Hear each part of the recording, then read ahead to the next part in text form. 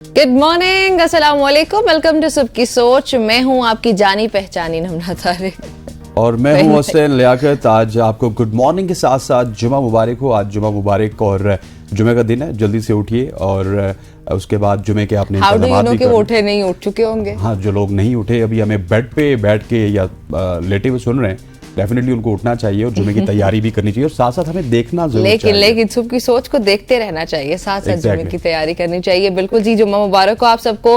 और जो भी सुन्नतें कोशिश करें कि जितनी भी मुमकिन है वो पूरी की जा सकें। मिसवाक करना, खुशबू लगाना, और वैसे भी हम लोग दीगर नेकियां, चले सुन्नतें तो हैं ही, लेकिन छोटी से छोटी नेकी भी काउंट होती है। आज खास तौर पे ज्यादा सवाब मिलता है, तो कोशिश करें किसी को पानी ही पिला दें।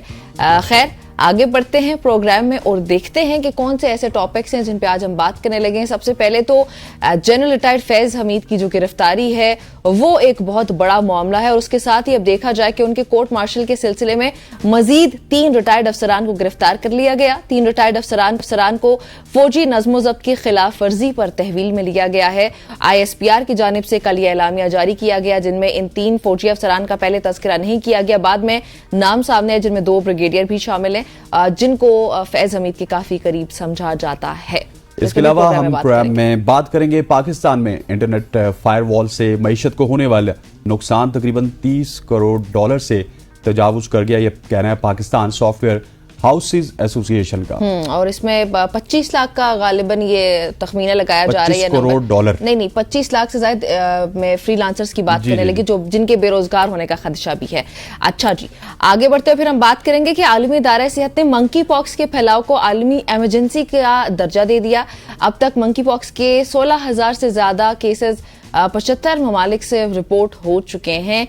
मंकी पॉक्स की पाकिस्तान में क्या सिचुएशन है, इस पे भी बात होगी। इसके अलावा हमारे साथ मौजूद होंगी Benish Fatima, chief traffic officer, CTO की हैसियत से अपने ओहदे का चार्ज संभालने वाली रावलपिंडी की पहली खातून। जी बिल्कुल, आपकी मुलाकात करवाएंगे बेनिश से भी। और फिर पाकिस्तानी मौशरे में नाज़रीन, सूद का बढ़ता हुआ रुझान है और इसका सदेबाब क्या है, इस्लाम में सूदी मामलात की हुर्मत क्या है और मुआशी कामयाबी क्या है। प्रोग्राम के आखिरी हिस्से में सूद से मुतालिक जरूर बात करेंगे, जिसमें आप लोग भी कॉल करके अपनी राय दे सकते हैं। आपके जो सवालात हैं वो मुफ्ती साहब हमारे साथ मौजूद होंगे, तो आप उनसे अपने सवालात के जवाबात भी हासिल कर सकते हैं। नंबर हम आपके साथ शेयर कर देंगे। अच्छा, पाकिस्तान में नाज़रीन, पहले तो आपको बताती चलूं कि हालिया दिनों में इंटरनेट की रफ्तार में कमी के बायस मुख्तलिफ शोबे मुश्किलात का शिकार हो चुके हैं। एक फूड डिलीवरी है, उनका फूड डिलीवरी बॉय है, उनका नाम है जीशान। वो ये कहते हैं कि सुस्त रफ्तार इंटरनेट की वजह से गूगल मैप्स और ऑर्डर्स बर वक्त नहीं मिल पा रहे, जिससे उनके काम में मुश्किलात पेश आ रही हैं। मोटरसाइकिल और कैब सर्विसेज के अलावा भी अगर देखा जाए तो ई-कॉमर्स हो गया या फिर फ्रीलांसर्स भी काफी हद तक, मैंने अभी जैसे तस्करा किया भी कि 25 लाख ऐसा नंबर है ये जो फ्रीलांसर्स के जॉबलेस हो जाने का खदशा है। तो इंटरनेट सर्विस के मुताबिक हुकूमत की तरफ से कोई वजाहत नहीं दी गई है। That is very unfortunate। और इसकी डिटेल्स जिस तरह मैं आपको पहले बता रहा था कि तकरीबन $30 करोड़ पाकिस्तान को नुकसान हो रहा है। इसके अलावा फाइबर की बात की जाए तो उन्होंने जो फ्रीलांसर्स हैं उनको काम देना छोड़ दिया। और आगे इसी कमेटी में एक मेंबर भी मौजूद हैं जो कि हमारे पॉलिटिकल सेगमेंट में हमारे गेस्ट होंगे, तो उनसे भी इस हवाले से तफसीली डिस्कशन करेंगे। अगली स्टोरी की तरफ बढ़ते हैं। एक बड़ी तशवीशनाक खबर है। मशहूर पाकिस्तानी गुलकारा आयमा बेग, जिनको आप बड़े पसंद करते हैं, सुनते हैं उनको, उनके गाने बहुत ही ज़्यादा मशहूर हैं। आयमा बेग को मिनी हार्ट अटैक हुआ, जिसका जिम्मेदार उन्होंने अपनी मसरूफ शेड्यूल और आराम और नींद की कमी को ठहराया। बहुत ज़्यादा सफ़र और नींद की कमी, रात भर जागने और फ्लाइट्स और शोज़ की वजह से मुझे हल्का सा हार्ट अटैक हुआ। आयमा बेग ने इंस्टाग्राम पर एक पोस्ट में लिखा है जिसमें इन्हें एक अस्पताल के कमरे में दिखाया गया है। इससे पहले आई थिंक वो सऊदी अरब गई थी, वहां पे उनके कॉन्सर्ट्स वगैरह थे। उसके बाद जब वापस आई हैं तो उनको हार्ट अटैक हुआ है। अल्लाह ताला सेहत दे। अच्छा, खैर आगे बढ़ते हैं। पाकिस्तानी फिल्म जो है नाज़रीन, एक नायाब नाम है इस फिल्म का। इसको भारत के जयपुर इंटरनेशनल फिल्म फेस्टिवल में नुमाइश के लिए मुंतखब से लेकर 30 अगस्त तक मुनक़िद होगा। ये फिल्म फेयर जो है, ये फिल्म फेस्टिवल जो है, अपने मुनफरिद मौजू और शानदार अदाकारी की वजह से इंटरनेशनली इसको रिकग्निशन मिली है। जयपुर फिल्म फेस्टिवल में इसकी शमूलियत पाकिस्तानी सिनेमा के लिए एक बहुत बड़ा एजाज है नाजरीन, हमारे लिए खुशी का बाइस है, जो जिसको मतलब आप कह सकते हैं कि एक इंटरनेशनली रिकग्निशन मिली आलमी सतह पर भी। ये जो फेस्टिवल है ये भी मुल्क की सकाफत को नुमायां करने का मौका फराहम करती है। और हमें एक अच्छी अपॉर्चुनिटी मिली है कि पाकिस्तानी फिल्म इंडस्ट्री का जहां पर रिवाइवल हो रहा है वहां पे हमारी फिल्म्स को इंटरनेशनली रिकॉग्नाइज किया जा रहा है, फेस्टिवल्स में ले जाके उनको अवार्ड्स के लिए नॉमिनेट किया जा रहा है और फिल्म्स हमारी अवार्ड्स जीत भी रही हैं। So that's big for Pakistan. Exactly इसमें मैं मुबारकबाद पेश करूंगा पाकिस्तान फिल्म इंडस्ट्री को, लॉलीवुड को, यमुना जैदी को, जावेद शेख को, इसकी पूरी कास्ट को। बड़ा खूब काम करते हैं। और अब देखते हैं कि जयपुर फेस्टिवल में वो जाते हैं तो क्या कोई उनको अवार्ड मिलता है या नहीं मिलता। इसके बाद अगली स्टोरी की जानिब जाते हैं जो कि बहुत ही शानदार स्टोरी है। ये बताते हुए मैं मतलब मुझे अपना स्कूल का ज़माना याद आ गया। सोशल मीडिया पर 7वीं क्लास के एक तालिब इल्म की छुट्टी की दरख्वास्त इस वक्त वायरल हुई पड़ी है, जिसे सारिफीन ने उसकी ईमानदारी और मज़ाहिया अंदाज के बायस बेहद सराहा और पसंद किया। तालिब इल्म ने अपनी दरख्वास्त में लिखा है, मैडम मैं नहीं आऊँगा, नहीं आऊँगा, नहीं आऊँगा, शुक्रिया, और आऊँगा ही नहीं, ये भी आखिर में लिख दिया उसने। और क्लास 7 के तालिब इल्म राकेश ने प्रिंसिपल से एक दिन की छुट्टी की इजाजत तलब की और उसने पूरी दुनिया को बता दिया कि ये भी इस तरह भी हो सकती है। ये नहीं कि बदतमीजी के जुमरे में आता है एक स्टूडेंट टीचर को ये लिख के भेज रहा है कि मैं नहीं आऊंगा, मैं नहीं आऊंगा। This is not the right way to do this. बदतमीजी, ये चले मजाक में एक अलग बात है, not agreed at all, not agreed at all. मैं आपसे एग्री नहीं करती कि इसको बड़ा एक देखा जा रहा है, एक एहतराम होता है। और एक बच्चा टीचर को ये लिख के भेज रहा है, रिक्वेस्ट लिखने का ना एक तरीका होता है, इसका मतलब ये होता है कि आप आजिजाना तौर पर पेश होते हैं, एक डेकोरम होता है हर जगह का। वहां पे एक बच्चा अगर ये लिख के भेज रहा है टीचर मैं नहीं आऊंगा, मैं नहीं आऊंगा, और हम उसको अप्रिशिएट करें, सोशल मीडिया में मीम्स के तौर पे अप्रिशिएट किया जा रहा है, लेकिन इस तरीकेकार को हम अप्रिशिएट नहीं करेंगे क्योंकि एहतराम होता है और टीचर्स का एहतराम बहुत अहम है और हमें तो जरूर करना चाहिए। तो फिर लेकिन मैं थोड़ा सा डिसएग्री जरूर करूंगा, ऑल ड्यू रिस्पेक्ट, कि मुझे ये बड़ा अच्छा लगा, मुझे बड़ा अच्छा लगा कि उसे लिखा कि मैं नहीं आऊंगा, नहीं आऊंगा, और शुक्रिया मैं नहीं आऊंगा। क्या बात है उसकी। ओके आगे बढ़ते हैं जी, नेक्स्ट स्टोरी शामिल करते हैं। गुज़श्ता 10 माह में इसराइल ने 500 से ज्यादा गजा के स्कूल्स को निशाना बनाया है। अगस्त के महीने में 10 दिनों के दौरान इसराइली अफवाज ने गजा शहर में 5 स्कूल्स पर हमले किए, जिसमें आप कह सकते हैं कि 180 का ये नंबर है। इससे जायद अफराद जाँ बहक हुए और कई अफराद जख्मी भी हुए हैं। एक हालिया हमले में इसराइल ने गजा शहर में एक स्कूल को निशाना बनाया जहां बेघर फलस्तीनी पनाह लिए हुए थे। मतलब आप अंदाजा लगाएं कि उनके पास उनके घर रहने के लिए नहीं है, सब कुछ बर्बाद है, फिर उनको जहां पे भी पनाह मिलती है वो पनाह ले लेते हैं, जैसे कि स्कूल्स वगैरह या कोई हॉस्पिटल्स, तो वो स्कूल्स को भी वहां पे टारगेट कर रहे हैं। अभी जैसे ये रिसेंटली स्कूल को इन्होंने टारगेट किया है और इस हमले में 100 से जायद अफराद जाँ बहक हुए। चौथे जो है वो जिनेवा कन्वेंशन के तहत स्कूल्स की शहरी मकामात, उनको शहरी मकामात समझा जाता है और उन्हें हमलों से महफूज रखा जाना चाहिए। ये मैं उनकी बात कर रही हूँ जो मुआहदे हुए उनके मुताबिक इनको अटैक नहीं करना चाहिए, बट फिर भी इसराइल किसी चीज को खातिर ख्वाह नहीं ला रहा और हमले जो है वो अपने हर जगह पे जारी रखे हुए हैं। जी हाँ, जुलाई 2024 के दौरान इसराइली हमलों में 4 मुख्तलिफ स्कूलों पर हमले किए गए, जिनमें दर्जनों फलस्तीनी बच्चे जाँ बहक हुए। शुमाली गजा के तकरीबन तमाम स्कूल बराह रास्त हमलों या उनके नुकसान का शिकार हुए और गजा शहर में तकरीबन 91.8% स्कूल इमारतों के नुकसान पहुंचा। और ये बड़ा अनफॉर्चुनेट है क्योंकि स्कूलों को और हॉस्पिटल्स को निमरा एक ऐसी जगह समझा जाता है जो कि पनाह लेने की जगह है, कि आप वहाँ पे जाके पनाह ले सकते हैं। लेकिन इसराइली इस वक्त बर्बरियत की अपनी इंतहा पे हैं कि वो बच्चों को भी नहीं छोड़े, मरीजों को भी नहीं छोड़े, और जो गजा पट्टी है इस वक्त वहाँ पे एक अंदुनाक वाक़यात की बहुत सारे अलामात हैं। हाँ जी बिल्कुल ऐसा ही है और इसराइल ने किसी चीज को खातिर ख्वाह नहीं लाया।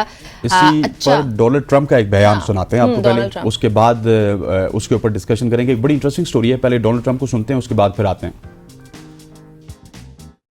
I won't even say because it's embarrassing. We want it where the women over there don't wear the you-know-what. And then I said, oh, well, that makes sense. That's nice. Then I saw women interviewed. They said, we want to wear them. We've worn them for 1,000 years. Why would anybody tell us not to? They want to. What the hell are we getting involved for? In fact, it's easier. You don't have to put up makeup. Look how beautiful everyone looks. Wouldn't it be easier? Wow. Right? Wouldn't that be easy? I'll tell you, if I was a woman, I don't want to. Wow. I'm ready, darling. Let's go. It's true. तो ये Donald Trump का ये बयान आपने सुना, ये पर्दे के मुतालिक उनका अहम बयान है, उनका अहम बयान है और सुनाते हैं हम नाज़रीन ने जिनको इंग्लिश समझ नहीं आती। इलेक्शन रैली से जी ये खिताब कर रहे थे और उन्होंने ये कहा कि अफगान ख्वातीन हजारों सालों से पर्दा कर रही हैं, वो पर्दा करना चाहती हैं तो हमें इस मामले में क्यों दखल अंदाजी करनी है, क्यों दखल देना चाहिए? मेरे ख्याल में पर्दा करना जो है वो मेकअप से ज्यादा मुनासिब है। अगर मैं औरत होता तो मैं भी पर्दा करता। बड़ा अच्छा ये खिताब है। वैसे अच्छा है कि उनको मैं ख्याल रियलाइज हुआ है। नहीं, इसके कोई और पॉलिटिकल रीजंस भी हैं हसनैन। देखिए डेफिनेटली उन्होंने इलेक्शन लड़े, लेकिन हमने फ्रांस में देखा कि इस तरह की पाबंदी लगाई गई थी। लेकिन ये बयान बड़ा इंपॉर्टेंट है। लेकिन उन्होंने ना कॉन्टेक्स्ट में बताया कि जब एक लड़की या एक खातून या एक औरत करना चाहती है पर्दा तो उसको करने दें। हु यू आर के उसको बताएं कि ये नहीं करना चाहिए और ये अच्छा है या बुरा। Exactly who are you that is fantastic to mention that. अच्छा, खैर ये अच्छा बयान था, इसलिए हमने चाहा कि आपके साथ शेयर करें। आगे बढ़ते हैं प्रोग्राम में और आगे हम क्या करने लगे? यहाँ पर वक्त हुआ चाहता है एक शॉर्ट सी कमर्शियल ब्रेक लेते हैं और ब्रेक के बाद जब वापस आएंगे तो कुछ अहम इश्यूज के ऊपर बात करेंगे। Stay with us.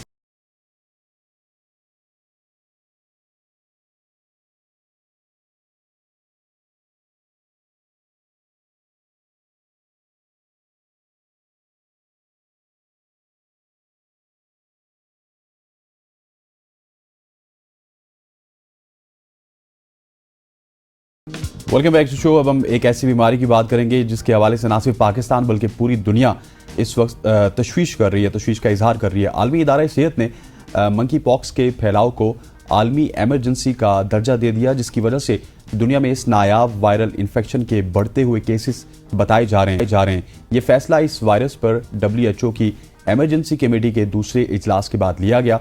Director general आलमी इदारा सेहत ने कहा है कि अब तक मंकी पॉक्स के तकरीबन 1600 से ज्यादा केसेस 75 ममालिक से 16,000 से बैग पार्डन ज्यादा केसेस 75 ममालिक से रिपोर्ट हो चुके हैं। हाँ बिल्कुल ऐसे ही है, 16,000 से ज्यादा ये केसेस हैं। और उसमें आपको ये भी बताते चलें कि इस वक्त आलमी तौर पर सेहत से जुड़ी सिर्फ 2 ही दीगर इमरजेंसीज हैं जिनमें कोरोना की वबा भी है और इसके अलावा पोलियो के मुकम्मल खात्मे की मुहिम भी शामिल है। और जो डॉक्टर्स इस वक्त अगर हम आलमी सतह पर बात करें तो वो ये कह रहे हैं कि WHO के तज्जिए के मुताबिक आलमी तौर पर मंकी पॉक्स का खतरा दरमियाने दर्जे का है, लेकिन यूरोपीय खित्ते में जो है वो खतरा इसका काफी ज्यादा है। और साथ ही डॉक्टर्स जो हैं वो ये भी कह रहे हैं कि मंकी पॉक्स के इंटरनेशनली अगर हम देखें ना तो फैलाव का भी खदशा मौजूद है। यहाँ पे आपको ये भी याद रहे, आपको याद दहानी कराती चलूं कि मंकी पॉक्स सबसे पहले वस्ती अफ्रीका में 1950 में दरियाफ्त हुआ था।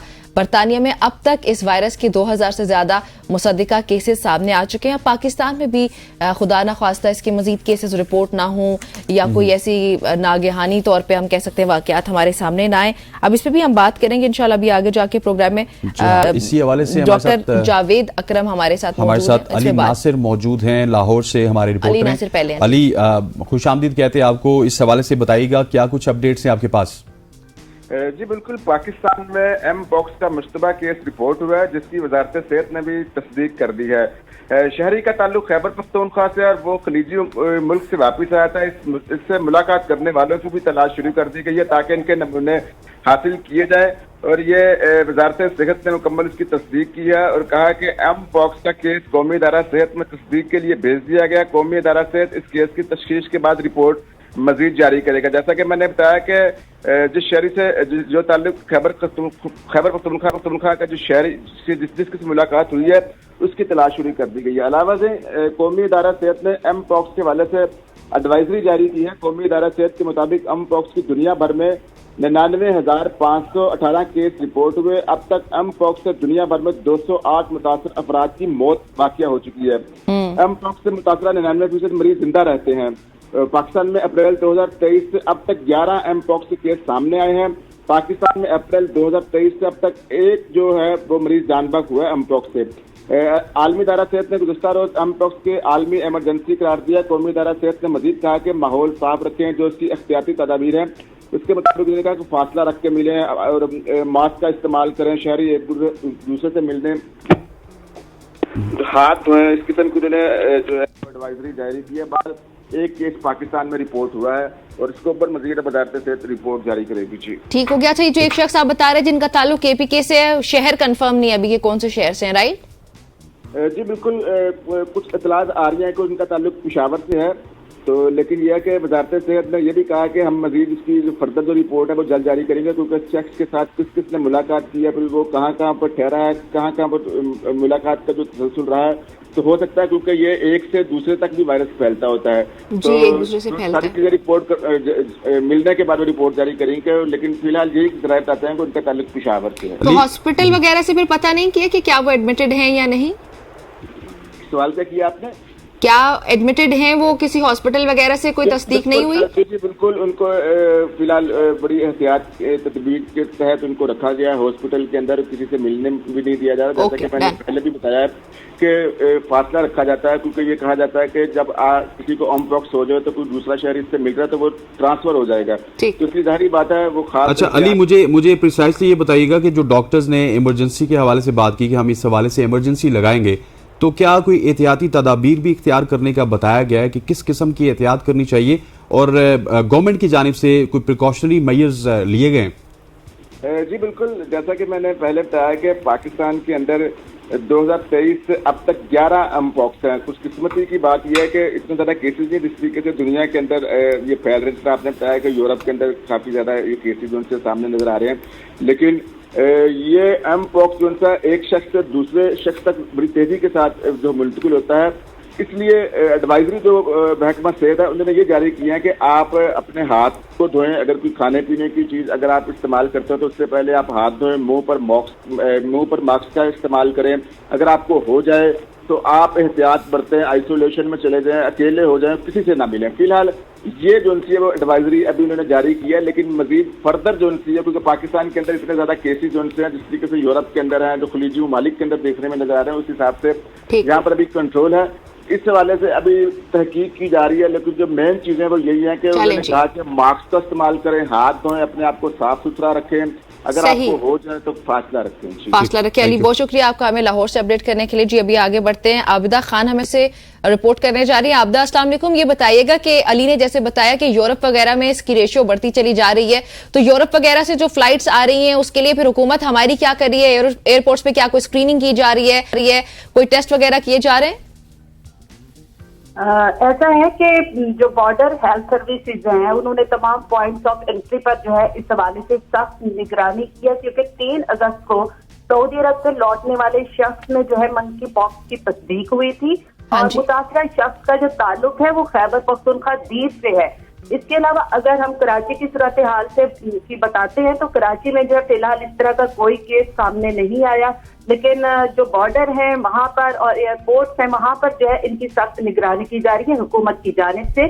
और ये कहा जा रहा है कि पाकिस्तान में इस साल जो है मंकी पॉक्स का ये पहला केस सामने आया है।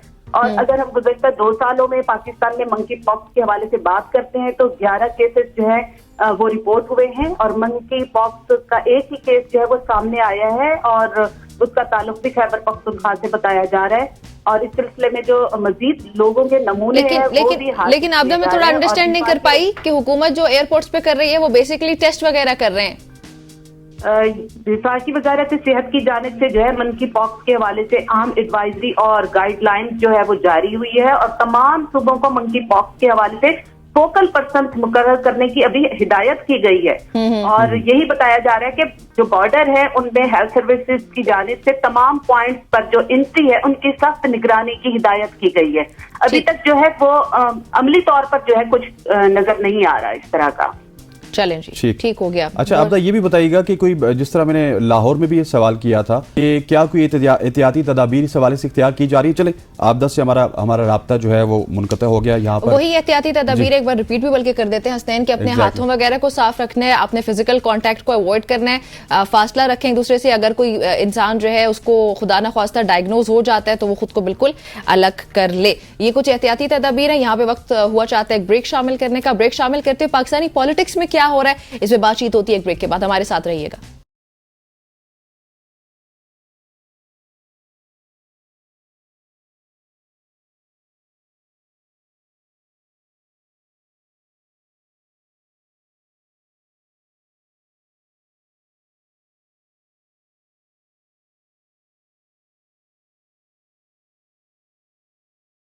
Welcome back to show. अब हम पॉलिटिक्स के हवाले से बात करेंगे। सबसे पहले हम बात करेंगे एक ऐसे इशू की जो कि जुबान ज़द-ए-आम है। अगर इंटरनेट की बात की जाए तो इंटरनेट की जो रफ्तार है वो बहुत ही ज़्यादा स्लो है। Pakistan software houses association Pasha का कहना है कि पाकिस्तान में इंटरनेट फायरवॉल ने मईशत को होने वाला नुकसान 30 करोड़ से तजावज़ कर सकता है। दूसरी जानिब वज़ीर मुमलिकत IT शहनाज़ फातिमा का कहना है कि पूरी दुनिया में हुकूमतें साइबर सिक्योरिटी के लिए फायरवॉल इंस्टॉल करती हैं। बिल्कुल जी, शिजा फातिमा ये कहती हैं। और फायरवॉल से पहले वेब मैनेजमेंट सिस्टम था, पाकिस्तान में हुकूमत अब सिस्टम को अपडेट कर रही है, ये कहना है शिजा फातिमा का। इस पर बातचीत करने के लिए सेनेटर हुमायूं अहमद हमारे साथ स्टूडियो में मौजूद हैं। सेनेटर साहब अस्सलाम वालेकुम। वालेकुम अस्सलाम। ठीक कह रही हैं शिजा फातिमा? ये उस कमेटी के मेंबर भी हैं। हाँ। बिस्मिल्लाहिर्रहमानिर्रहीम, इय्याका नअबुदु व इय्याका नस्तईन। देखिए, मैं सिंप्लीफाई करना चाहता हूँ। बेसिकली आप ये समझे कि मोटरवे पे आप जा रहे हैं स्पीड पे, ठीक है, और आगे अचानक गवर्नमेंट को ख्याल आ गया कि नहीं, हमने यहाँ पे नाके लगाने हैं। तो जब आप नाके लगाएंगे तो स्पीड का क्या होगा? सत्यानाश हो जाएगा। ठीक है, एकदम ब्लॉकेज आनी। जब आप आ रहे होते हैं तो जिस जगह पे आप टोल प्लाजा पे गुजर रहे होते हैं वहां कितनी लाइनें लग जाती हैं। That is exactly what is happening with this thing. ठीक है, होना क्या है, जब आप फ्री वे बना रहे हैं तो फ्री वे बनाएं। हाँ। उसमें और आपकी जो स्ट्रीट जो सिटीज के अंदर वाली स्ट्रीट होती है उनमें फर्क होता है। हुआ क्या, देखिए एक और चीज है, फाइवर स्पेस है, ये एक मार्केट प्लेस है जो इंटरनेट मार्केट स्पेस है, उसमें आप मैं जाके करते हैं। अब हुआ क्या है, इन लोगों ने एक्स को बंद किया हुआ है, इधर वो किया हुआ है, तो लोग जो है ना वो VPN इस्तेमाल करते हैं। अब VPN भी ब्लॉक होने लगा सुनने में आया। वजह यह है कि ज्यादातर लोग जो है ना बेचारों के पास पैसे नहीं है तो VPN फ्री वाला इस्तेमाल करते हैं। अच्छा, फ्री वाला VPN क्या करता है, कभी उस मुल्क से, कभी उस मुल्क से, कभी उस मुल्क से, मुख्तलिफ जगहों से करता है।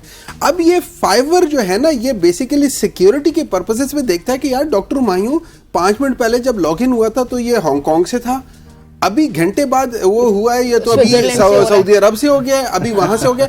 तो अपनी सिक्योरिटी के लिए वो ब्लॉक कर देते हैं डॉक्टर हुमायूं को। Yes, they do. अब डॉक्टर हुमायूं जो है ना वो बिजनेस कर रहा है, वो कमा रहा है अपने घर वालों के लिए, अपने बच्चों के लिए, सबके लिए कमा रहा है, उसका सत्यानाश हो गया। अब इस चीज से रिकवरी कितनी हो सकती है डॉक्टर हुमायूं की? नहीं हो सकती। आपने अपना जो क्लाइंट खो दिया है, उसने जब एक दफा आप पे ट्रस्ट खो दिया, वो आप पे दोबारा बड़ा मुश्किल है कि वो आए। तो ये सारी चीजें कर दी। इसी तरीके से जो स्पीड है उस पे जब आपने फॉर सिक्योरिटी रीजन कर दिए, आपने उसके कॉस्ट टू बेनिफिट रेशियो देखा ही नहीं। Exactly. आपने कितना आपने उसके अंदर लूज किया है इन terms of opportunity loss. It is 10 times bigger than actual. और फायरवॉल के ऊपर जो आप पैसा लगा रहे हैं, देखिए सबसे पहले तो एज अ पाकिस्तानी मैं तो इस बात पे वो करता हूं कि जो जिन लोगों को फ्रीलांसर या जिन लोगों को हम लोग एज क्या कह सकते हैं, इंटरनेट टेररिस्ट करार दे रहे हैं, सबसे पहले तो डिजिटल टेररिस्ट करार, even that is a wrong thing to do. उसके बाद फिर जब हम उनके लिए ये सारी चीज करा रहे हैं, I don't know how much cost we have paid for this firewall. उसके बाद फिर किस तरीके से मेरे ख्याल में हुआवे है, कौन है वो लगा रहा है सब कुछ। ये सारी चीजें करने से जो चीज हम करना चाह रहे हैं उसका हमें कितना फायदा है इन द लॉन्ग रन और कितना नुकसान है इन द लॉन्ग रन, क्या हमने ये सब कुछ इवैल्यूएट किया? अगर नहीं किया तो हमें करना चाहिए था। ये नुकसान किसका है? ये नुकसान आपका और मेरा है। ये नुकसान जब हम बात करते हैं रियासत में, आप ये कैमरामैन, ये सारे लोग हैं, हम सारे लोग हैं, और कितनी अपॉर्चुनिटी हो रही है। आपको पता है कि आपके जो लोग इस मुल्क से भाग रहे हैं, 2015 में एक सबसे बड़ा चंक भागा था जो मुल्क से छोड़ के चला गया था, और अभी 2023 में फिर एक बहुत बड़ा चंक है जो यहाँ मुल्क छोड़ के जा रहा है। ये जो पासपोर्ट के आप कह रहे हैं कि कॉपियां कम हो गई, ये क्यों कम हो गई हैं? दुनिया छोड़ के जा रही है। ये सारी चीजें जब हम देखें और सब कुछ कर रहे हैं तो दिल दुखता है, दिल दुखता है। और उसकी वजह यह है कि मतलब अब आपने देखा है, टीवी में देखा है, अजीब सा लगता है। मतलब वो लोग चले जाते हैं, उन्होंने अपने नाखूनों पे इतना काम किया हुआ है, उन्होंने अपनी उंगलियों पे इतनी जबरदस्त अंगूठियां पहनी है, लेकिन एक सेंटेंस नहीं लिख सकते। एग्जैक्टली। जब हम उन लोगों को करेंगे, काश इतनी मेहनत वो अपनी पढ़ाई पे कर लेते लोग। ठीक। अब आप हंस रही हैं, लेकिन मैं वैसे ही मैं समझ गई कि आप किसकी बात कर रहे हैं। मैं किसी की बात नहीं कर रहा, मैं वैसे ही कह रहा हूँ कि देखिए, मैं किसी की बात नहीं कर रहा हूँ, मैं कह रहा हूँ हमारी प्रायोरिटी क्या है। देखिए इस तरह होता था जब हम स्टूडेंट होते थे ना, अम्मी को लायक नहीं होते थे। अच्छा। हमारी तैयारी पूरी होती थी, पेंसिल अच्छा है, शार्पनर अच्छा Respected sir लिख के है, भूल सारी जाते थे। चीजें होती हैं बोला, लेकिन आता जाता कुछ नहीं था। वो आज भी वही हो रहा है। लेकिन सर उस तैयारी पे आप पास भी तो हो जाते थे ना। मैंने चलो ठीक है, हम पास हो जाते थे, बाज लोग नहीं हो सकते, हर किस्म के स्टूडेंट होते हैं। एक मसला है, डिजिटल दहशतगर्दी को साइड पे कर दीजिए, ठीक है जी, मान लेते हैं, सब कुछ मान लेते हैं जी, यूट्यूब के इन्फ्लुएंस को मान लेते हैं, सर फूड पांडा वालों का क्या कसूर है? वो नहीं, तो मुझे एक बच्चा है बात जो बताए, 30-40 फूड हज़ार- पांडा को छोड़े, आप मुझे बताए ये जो बाइकिया और ये जो Exactly, बाइकिया वाला। लाइव है और ये सारे freelancers जानवर हमारे हैं। on इतने street ज्यादा हैं। लोग हैं आपके फ्री। देखिए सबसे पहले ये दे, अच्छा कमेटी में बात क्या करते हैं, वो कहते हैं जो बड़ी कंपनी है उनके पास वो बड़े बड़े उन्होंने इंस्टॉल किए हुए वो लैंडलाइन, वो जो होते हैं ना लाइंस इंस्टॉल किए हुए, उनको कहते हैं अरे भाई वो कितनों को देने की, कितनों की अपॉर्चुनिटी वो दे रहे हैं in terms of number of people who are doing the job. आपके पूरी दुनिया में फ्रीलांसर्स, आपकी छोटी छोटी कंपनीज हैं, वो कहते हैं ठीक है, it's a small thing in the life that counts the most. Exactly. आप सोचें कि इसकी वजह से कितनी फैमिलीज होंगी जो पॉवर्टी लाइन से नीचे जा रही होंगी। Exactly. ये इकोनॉमिक शॉक इतना बड़ा होगा, कितने लोग होंगे जो छोटे छोटे अपने काम कर रहे हैं, 50-60 हजार रुपए, 30 हजार रुपए, 40 हजार रुपए कमा रहे होंगे।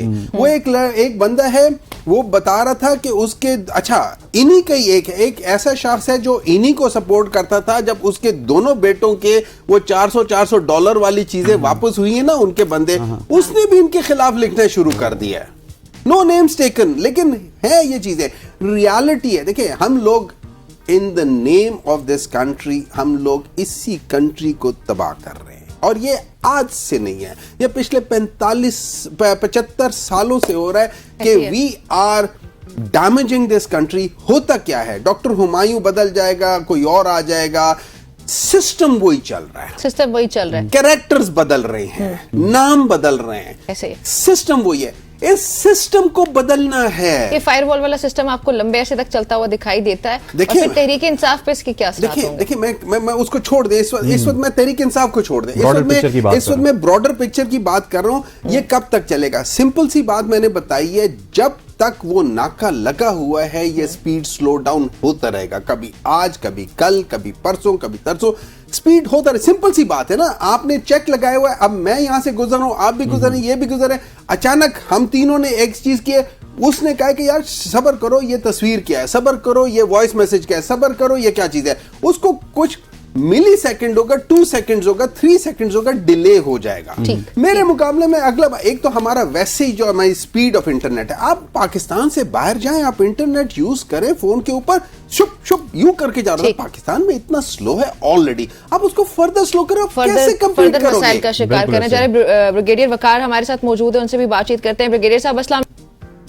ब्रिगेडियर साहब, जनरल रिटायर्ड फैज हमीद के कोर्ट मार्शल के सिलसिले में मजीद 3 रिटायर्ड अफसरान को भी गिरफ्तार कर लिया गया, और अता तारड़ ये कहते हैं कि जो भी नाम इसमें मुलव्वस है, मजीद जो है वो कार्रवाई को आगे बढ़ाया जाएगा, इसका दायरेकार बढ़ाया जाएगा।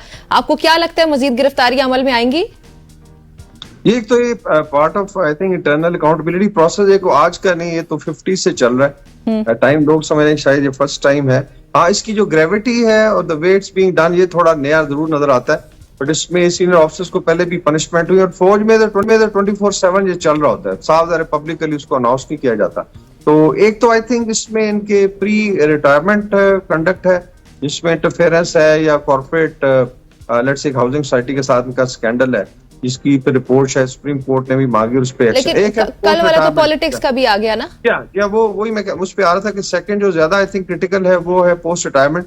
वो 2 साल तक तो वैसे भी पॉलिटिक्स में वैसे हिस्सा नहीं ले सकते, आप सिर्फ वोट डाल सकते हैं, और उसकी एक रीजन है, बिकॉज डेफिनेटली एक अगर पीरियड रखा तो उस एक तो पीरियड के दौरान हुआ, और अभी जो आई थिंक जिस नेटवर्क नजर आ रहा है जिसमें कोई रिटायर्ड ऑफिसर्स के नाम आए हैं और they were involved in some political activity, तो मेरे ख्याल में नेटवर्क अभी टूटना शुरू हुआ है। ठीक, अच्छा, तो ब्रिगेडियर साहब, आपको क्या लगता है, उसूली तौर पे कमर जावेद बाजवा साहब का भी नाम इसमें आना चाहिए और उनके खिलाफ भी कार्रवाई होनी चाहिए? फिर जी, मेरी अपनी तो कोई इस पे राय नहीं है। फर्ज करें अगर कोई इस तरह की चीज निकलती है तो देखें, जब आप 3 स्टार पर चले जाते हैं तो फिर 4 स्टार पे भी आप जा सकते हैं। ये तो डिपेंड्स के ट्रायल में से मजीद क्या चीजें निकलती हैं और किस नौयत की हैं।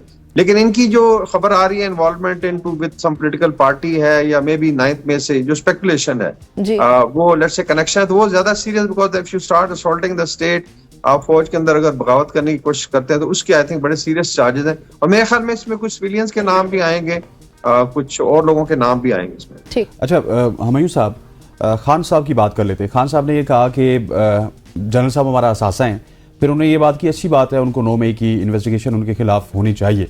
मतलब अब क्या कर रहे हैं, कौन से ग्राउंड पे खान साहब जो है ना वो कर रहे हैं, क्योंकि समझ नहीं आ रही मुझे भी स्टेटमेंट की, समझाएं थोड़ा सा। देखिए इस तरह है, एक आदमी है लेफ्टिनेंट जनरल है, अच्छा लेफ्टिनेंट जनरल में हर एक नहीं पहुंचता, ये याद रखें, लेफ्टिनेंट जनरल में हर एक नहीं पहुंचता, और फिर लेफ्टिनेंट जनरल में इस किस्म की पोस्ट रखना और कंटेंटर होना टू द टॉप जॉब, ये हर एक नहीं आता, ठीक है। सो अच्छा, नंबर 2, अब जनरल फैज साहब जो थे वो अगर आप देखें 2019 जुलाई में प्रॉब्ली वो DGISI बने थे, ठीक है, और मेरे ख्याल में 2021 तक थे। इस दौरान में आप देखें तो पाकिस्तान के अंदर जो टेररिज्म था वो सबसे कम था, ठीक है। सो ये एक इंटेलिजेंस इदारे की अगर आप उनकी जॉब डिस्क्रिप्शन के साथ उनकी जॉब को जब आप इवैल्यूएट करेंगे तो यहां पे पता चलेगा कि he did a great job, ठीक है। अच्छा, फिर उसके बाद उनको भेजा गया कि भाई अफगानिस्तान के अंदर से अमेरिका निकल रहा है, सब कुछ कर रहा है, तो उनको मतलब पेशावर पोस्ट कर दिया और साथ साथ अफगानिस्तान के साथ भी कर दिया, और वो भी बड़ा अच्छे तरीके से सारा हुआ। तो yes, he is as a professional soldier, he is an asset. Coming to the brigadier point of view, देखें मेरी नजर में यह है कि 2 चीजें, एक फौज है और एक हुकूमत है। अगर हुकूमत इस जेल के अंदर लोगों को पकड़े कि भाई आप इमरान खान को ये करा रहे हो, वो करा रहे हो, मुझे समझ आती है। अगर फौज पकड़ के कर रही है तो फिर क्या ये, मेरी नजर में क्या ये इन्वॉल्वमेंट नहीं है पॉलिटिक्स में? क्या ये इन्वॉल्वमेंट नहीं है? नंबर 2, मैं समझता हूं ये बहुत अच्छी बात है, और ये याद रखे मेरे ख्याल में 1997 में भी या 98 में भी एक लेफ्टिनेंट जनरल साहब थे, कोर कमांडर थे क्वेटा के, उनको मियां नवाज शरीफ साहब को लीक करने में उनको भी किया था, तो मानते हैं इसी वजह। लेकिन जो मुझे चीजें चुभ रही हैं या मुझे समझ नहीं आ रही, हमारे इस वक्त के सिटिंग डिफेंस मिनिस्टर जी बार बार जनरल बाजवा का नाम ले रहे हैं कि उन्होंने मुझे ऑफर की थी। उन्होंने ऑफर की, हालांकि ये वो शख्स है जिसने जनरल बाजवा को रात को 12 बजे फोन किया। कितने लोगों जो चीफ ऑफ आर्मी स्टाफ को फोन करके कह सकते हैं यार मैं हार रहा हूं, मुझे जिताओ। और जनरल बाजवा साहब ने ओपनली भी उनको रेडिक्यूल किया था कि यार तुम तो चुप रहो ना, तुम्हें तो मेरी वजह से जीते हो, वरना तो तुम तो 2018 में हार गए थे। अब अगर जनरल बाजवा साहब का नाम आ रहा है, सो आई विल क्वेश्चन के व्हाई नॉट। अगर इंटरनल वो है तो व्हाई नॉट। नंबर 2, जो ज्यादा इंपॉर्टेंट चीज है, इन्होंने कहा है 9 मई, बिल्कुल 9 मई का मैं तो समझता हूं, हम सारे समझते हैं कि उसकी एक जुडिशियल इंक्वायरी हो जाए, खासतौर पे जब 3 ब्रिगेडियर्स हैं, एक लेफ्टिनेंट जनरल है और बाकी चीजें भी हैं, और उसमें ये लोग कहते हैं कि जनरल बाजवा साहब बीच में इन्वॉल्व है सारे। फैज हमीद साहब की वो कह रहे हैं कि उन्होंने निशानदेही की, मकामात की, कहां पे हमला करना। एग्जैक्टली, तो आप जरूर इन चीजों को वो करो, फलाना करो, ठीक है, एक चीज है, और उनको कर लो। लेकिन एट द सेम टाइम जो इसका पहला हिस्सा था जिसमें ये जो टॉप सिटी के साथ था, उस वक्त ही वॉज DGC, PMLN की गवर्नमेंट थी, DGC थे, वो थे, and he was serving. Question है कि एक DGC जो है वो मेजर जनरल है, क्या वो इंडिपेंडेंटली ये सब कुछ कर सकता है? ठीक, मतलब मेरी नजर में क्या वो इंडिपेंडेंटली ये सारी चीजें कर सकता है without somebody not knowing it? मेरे जैसे लोगों को ये समझ नहीं आती। ठीक, मतलब आप यही सवाल है कि ब्रिगेडियर साहब के जाने बढ़ते। ब्रिगेडियर साहब आप क्या जवाब देंगे? सेनेटर हुमायूं साहब हमारे साथ मौजूद हैं।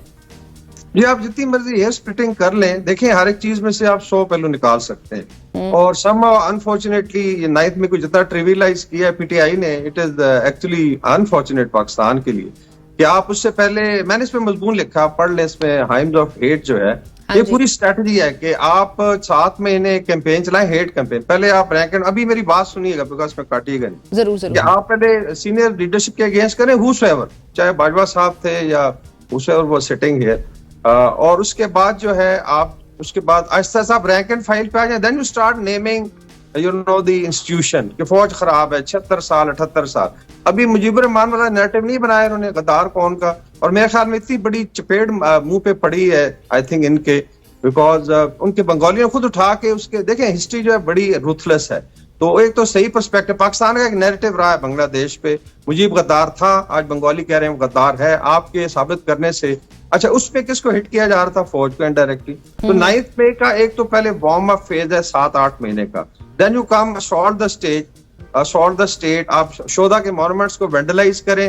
अच्छा, जब फेल हो गया इनकलाब जो है, उसके बाद कहते हैं जी कि ये अपना ये जी फॉल्स, यहाँ तक कारण फॉल्स फ्लैग है। तो अभी आई थिंक चीजें काफी प्रूव होंगी। बेसिकली अगर ये लेट्स से नेटवर्क, अभी ये सारी स्पेकुलेशन है, लेकिन मैं अपनी एनालिसिस दे रहा हूँ कि जो 9 मई से रिलेटेड अगर कुछ चीज निकलती है तो फिर ये बगावत के जुमरे में आता है। You assaulted the chain of command of the military.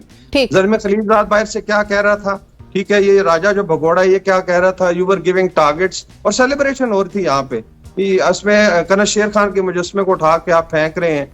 तो आई थिंक इसको फिर फॉल्स फ्लैग है ना, फिर आपने इतना इसकी मीम्स बन गई, ये 9 मई में फड़ा हो गया।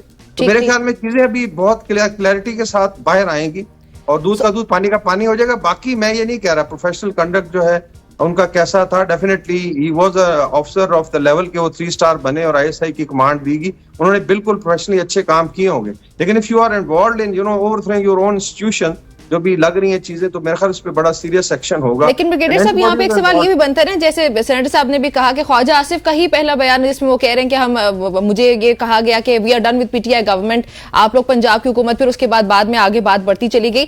तो ये मलिक अहमद खान के अलग बयान आता है ना, तो मेरे कहने का मतलब यहाँ पे ये कि जहां पे पॉलिटिक्स को लेकर ये सारा कुछ होने जा ही रहा है, तो let's be fair, Tehreek Insaf अगर इन्वॉल्व है तो उनको सजा मिलनी चाहिए। अगर हमारी हुकूमत प्रेजेंट गवर्नमेंट पॉइंट स्कोरिंग करें, पॉलिटिशियंस हैं वो जरूर के, मैं तो अपने इंस्टीट्यूशंस की बात करूंगा कि उसमें आई थिंक जो है डिसिप्लिन की जरूरत है कि आप इसको प्रेसिडेंस को सेट कर देंगे, फिर इट विल नॉट स्टॉप। और कभी फौज ने होने नहीं दिया। नहीं, ये तो साहब की बात है कि वो सबका फिर होना चाहिए। एग्जैक्टली। जी जी बिल्कुल। अच्छा सेनेटर साहब, आपकी तरफ आऊंगा, आप जवाब भी दे दीजिएगा कि लग ये रहा था कि तहरीक इंसाफ को रिलीफ मिल रहा है, अदालतों से मिल रहा था, लेकिन आउट ऑफ नोवेयर जनरल साहब वाला केस आ गया, फिर कल 3 जनरल आ गए, तो एक लाइन तो उधर से भी ड्रॉ हो गई है कि अब मेरा ख्याल है कि सख्ती यहाँ पे भी आ रही है।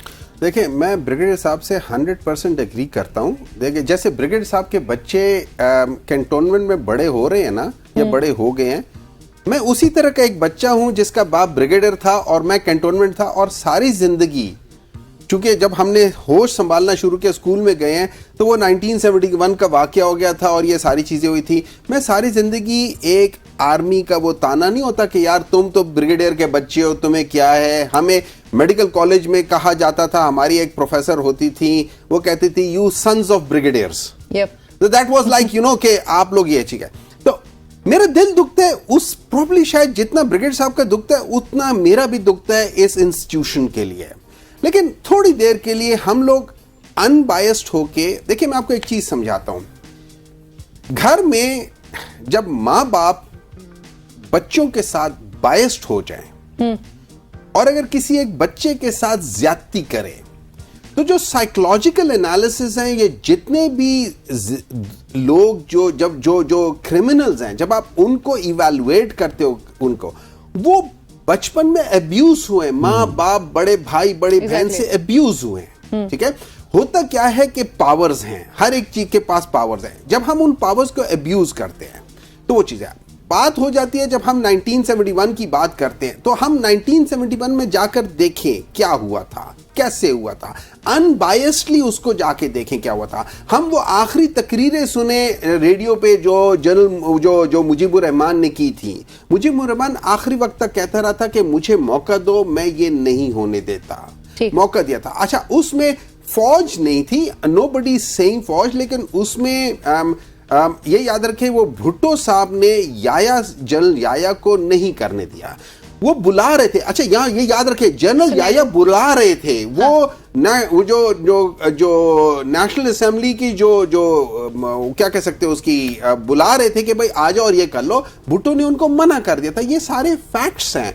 अब अगर जिस लिहाज से हुआ है, उन्होंने बहुत गलत किया, लेकिन उनके साथ जो हुआ है, that is not what happened in 1971, that is happened because she was a dictator with in that city. उन्होंने अपने ऑपोजिशंस को दबा के रखा होता। ये सारी चीजें होती है। तो हम लोग अगर जब आपने सबक सीखना है ना, तो आप अनबायस्ड सबक सीखो। जब आपने चीजें आगे बेहतर करनी है तो आप अनबायस्ड होके करो। मैं 100% ये समझता हूं और हमारी लीडरशिप ये समझती है कि अगर जिस बंदे ने भी वो मुजस्मा जिस बंदे ने भी वो जलाया, forget about army, any installation, any property, anything, अगर वो प्रूफ होता है कि हाँ इसने किया है, we are all with the decision कि यार उसको वो कर लो, लेकिन उसके बाद बेसिक लवाजमात हैं, प्रूफ करके उसको सजा दो, हम भी सजा देंगे क्योंकि वो हमारी पार्टी की वायलेशन है। ठीक हो गया। अच्छा बरगीज़ साहब, आपकी तरफ आता हूं, मुझे ये बताइएगा, अब जनरल साहब कभी कोर्ट मार्शल की तरफ वो जा रहे हैं, फिर 3 रिटायर्ड ऑफिसर्स भी हैं, तो ये नेक्स्ट प्रोसेस किस तरफ जाएगा? ये दायराकार वसी होगा, इसी तरह हमें आगाह किया जाएगा, या फिर इसी हमने देखा है माजी में भी कि मामलात लिंगर ऑन हो जाते हैं, उसके बाद पता ही नहीं चलता क्या हुआ कोर्ट मार्शल का? नहीं, आई थिंक पब्लिकली एक तो अनाउंस है, तो इसकी डेफिनेटली जो इन्फॉर्मेशन है वो आती रहेगी, और ये डेफिनेटली एक नेटवर्क है, बिकॉज अगर 3 ऑफिसर्स हैं तो अभी और सुनाई दे रहा है कि शायद कुछ और लोग भी हों, अडयाला जेल के बल्कि सुपरिटेंडेंट वगैरह, या तो उसमें हाँ वो भी है, उसके अंदर I think there be may be some other retired officer, definitely एक नेटवर्क ही था, एक बंदा अकेला तो नहीं कर सकता। अभी बांग्लादेश पे इंटरेस्टिंगली मैं थोड़ा सा मैं कमेंट करूंगा, मैं खुद 1 साल वहां रहा हूँ, and I have similar feeling जो ये कह रहे हैं, हमने बड़ा study, my own son is 2 दफा तो ऑफिसर में इज अ मेजर माशाल्लाह, वो भी अपनी आपके लिए सेकंड जनरेशन में भी लड़ाई कर रहा है, और उन लोगों को बड़ा अफसोस होता है जब ये आते हैं ट्रेंचेस में से गुजर के और टनल्स में से लड़ के ख्वारिज के साथ, तो फिर अगर गाली पड़ती है तो बड़ा दुख होता है कि वाई आर देयर। अभी कैप्टन थे असफंजार शहीद जो है अटक से, उनके वालिद साहब डॉक्टर में प्रोग्राम में थे हम लोग, तो वो भी कहते थे कि यार ये मुझे भी समझ नहीं आई उस दिन के वाई माय सन यादगार को वेंडलाइज किया गया और खुदा ना खास्ता उस पर किया। बहरहाल to cut it short, I agree कि जी हिस्ट्री का बिल्कुल वो होना चाहिए।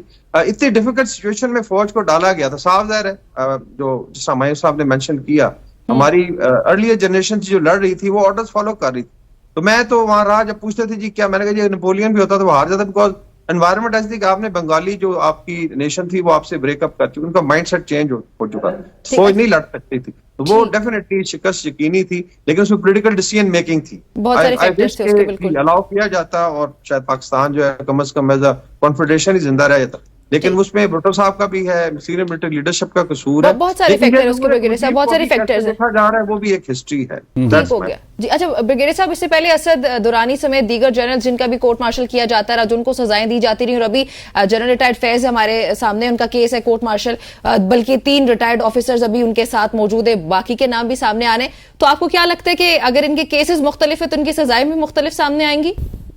जी बिल्कुल, इसमें देखिए जितना सीनियर बंदा है उस पर ज्यादा होगा। अभी जो FGCM में he is allowed, he keep a council, वो अपना लड़ेंगे केस को। अच्छा ये होता है कि जो अच्छा ऑफिसर होता है ना, even I would say stress में भी, अगर उसने किया है he should simply acknowledge it, ये बेस्ट अप्रोच होती है कि ठीक है ये मेरे से गलती हुई, कम से कम ट्रायल में आपका एक कंडक्ट सामने आता है, but if he wants to defend it, अगर उनके पास कोई एविडेंस है, he can be acquitted also, लेकिन ये डिपेंड करता है कि आई एम श्योर जो ज्यादा सीनियर था उसको ज्यादा पनिशमेंट होगी, और जो जूनियर से may be they are pressurize, कई दफा होता है कि आपकी एफिलिएशन है, आप ब्लैकमेल हो रहे हैं या किसी और रीजन से, बट डेफिनेटली अगर जिसका जितना कसूर होगा उसके लिहाज से उसको आई थिंक पनिशमेंट होगी, but we'll have to see, फिर राइट ऑफ अपील है to army chief, to high court, to supreme court, president तक उनका जाएगा।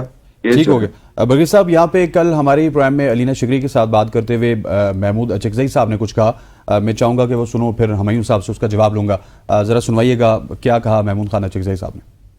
इसी कहता हूँ, अगर इस्टेब्लिशमेंट से हमने बात करनी है, कोई कहता है कि हमें इस्टेब्लिशमेंट से बात करनी चाहिए, तो मेरी ईमानदाराना ये है कि हमें उनसे बात इस बुनियाद पे करनी है कि उन्होंने हम बाइज़्ज़त डिग्निफाइड तरीके के वापस जाने का रास्ता बता दें। इस हद तक मुज़ाकरात हो सकते हैं विद डिग्निफाइड मैनर, किस तरह वो इन्वॉल्व हुए अभी हो गए, लेकिन अभी तो इस मुल्क में नहीं, ये मुल्क दुनिया की जगहसाई का सबब बन रहा है। जी सुनाज जी ने ये सॉर्ट आपने सुना है, सेनेटर साहब इस पे आपका कमेंट। देखिए मैं आपको एक बात बता देता हूँ, अगर हमने इस मुल्क को आगे लेकर जाना है और हमने इस भंवर से निकलना है, तो ये याद रखिए जब आप किसी जगह के किसी चक्कर में जाते हैं ना, तो उस चक्कर से निकलने के लिए आपको फोर्स चाहिए होती है, जो सेंट्रीपीटल या वो आपको निकल के जाना होता है थोड़े से एक्स्ट्रा। उसके लिए सबसे पहले जो रियलाइजेशन है, जिसको वो कहा जाता है ट्रूथ एंड रिकंसिलिएशन। अच्छा, ट्रूथ में it is not only politicians, everybody, चाहे वो कोई भी इदारा हो, हर इदारे ने गलतियां की पाकिस्तान। एग्जैक्टली हर एक ने गलती की। और मैं आपको बताऊं, अवाम भी बहुत गलतियां कर रही है। ये मैं नहीं कह रहा हूं कि अवाम गलतियां नहीं कर रही, हर एक शख्स गलत काम कर रहा है। हमारी जो ब्यूरोक्रेसी है वहां पे हम लोग काम ना करने की तनख्वाह ले रहे हैं और काम करने की रिश्वत ले रहे हैं। हम पूरे पाकिस्तान में इस तरीके से कोई बंदा अपने मतलब की टैक्स नहीं देता, कोई सारे हम हर एक करते, तभी इनडायरेक्ट टैक्सेस है। अगर हमने इसको करना है जैसे अभी उन्होंने कहा है, देखिए सिंपल ये है कि let's get out of that thing. इस सिचुएशन में अगर आप इस सिचुएशन में किसी तरीके से ये करेंगे और उसका परसेप्शन है, जैसे हम कहते हैं कि ये जो सीपीआई करप्शन परसेप्शन इंडेक्स है, वो जरूरी नहीं है कि करप्शन हो, परसेप्शन ज्यादा है। तो अगर परसेप्शन ये आ रही है कि यहां पे जो एक इंस्टीट्यूशन है जो ब्रिगेड साहब कह रहे हैं, अगर उस इंस्टीट्यूशन के बारे में परसेप्शन ये बन रही है कि वो बीच में इन्वॉल्व हो रही है, वो परसेप्शन भी अच्छी बात नहीं है। तो उस लिहाज से पीछे हटे, give space to everyone, go to, देखिए गो टू इलेक्शंस अगेन, और उसके बाद आप सही तरीके से फ्री फेयर ट्रांसपेरेंट इलेक्शन कराएं। ये जो 48 अरब रुपए है ना, इसकी वजह से जो अपॉर्चुनिटी आपको मिलेगी वो खरबों रुपए की अपॉर्चुनिटी होगी। अच्छा सर, हमारे पास कुछ 30 सेकंड से, जरा ब्रिगेड साहब आपका पॉइंट ऑफ व्यू मैं लेना चाहता हूं प्लीज। आई थिंक रिकंसिलिएशन में तो कोई हर्ज नहीं है, I am for it. It also depends कि जी दोनों साइडें किस तरीके से देखती हैं। Pakistan has to move forward, और बाकी जो है आई थिंक चीजें साथ साथ चलेंगी, लेकिन it can be a grand reconciliation, तो उसमें कोई हर्ज नहीं है, इस तरफ चीजें मूव करें। थैंक यू ब्रिगेड साहब, बहुत बहुत शुक्रिया आपका। थैंक यू साहब, आपका भी बहुत बहुत शुक्रिया। Thank you very much. और ख़वातीन हज़रात, हमने यहाँ पे आज डिस्कस किया फायरवॉल को भी, क्योंकि सेनेटर साहब मौजूद थे तो फायरवॉल के ऊपर बड़ी मुस्तफीद हुए हम बातचीत से। नाज़रीन, गुफ्तगू आपने सुनी। यहाँ पे वक्त हुआ चाहते हैं ब्रेक शामिल करने का, ब्रेक लेते हैं और फिर जल्दी से वापस आते हैं मजीद इंटरेस्टिंग टॉपिक्स हैं कुछ डिस्कशन के लिए आफ्टर द ब्रेक।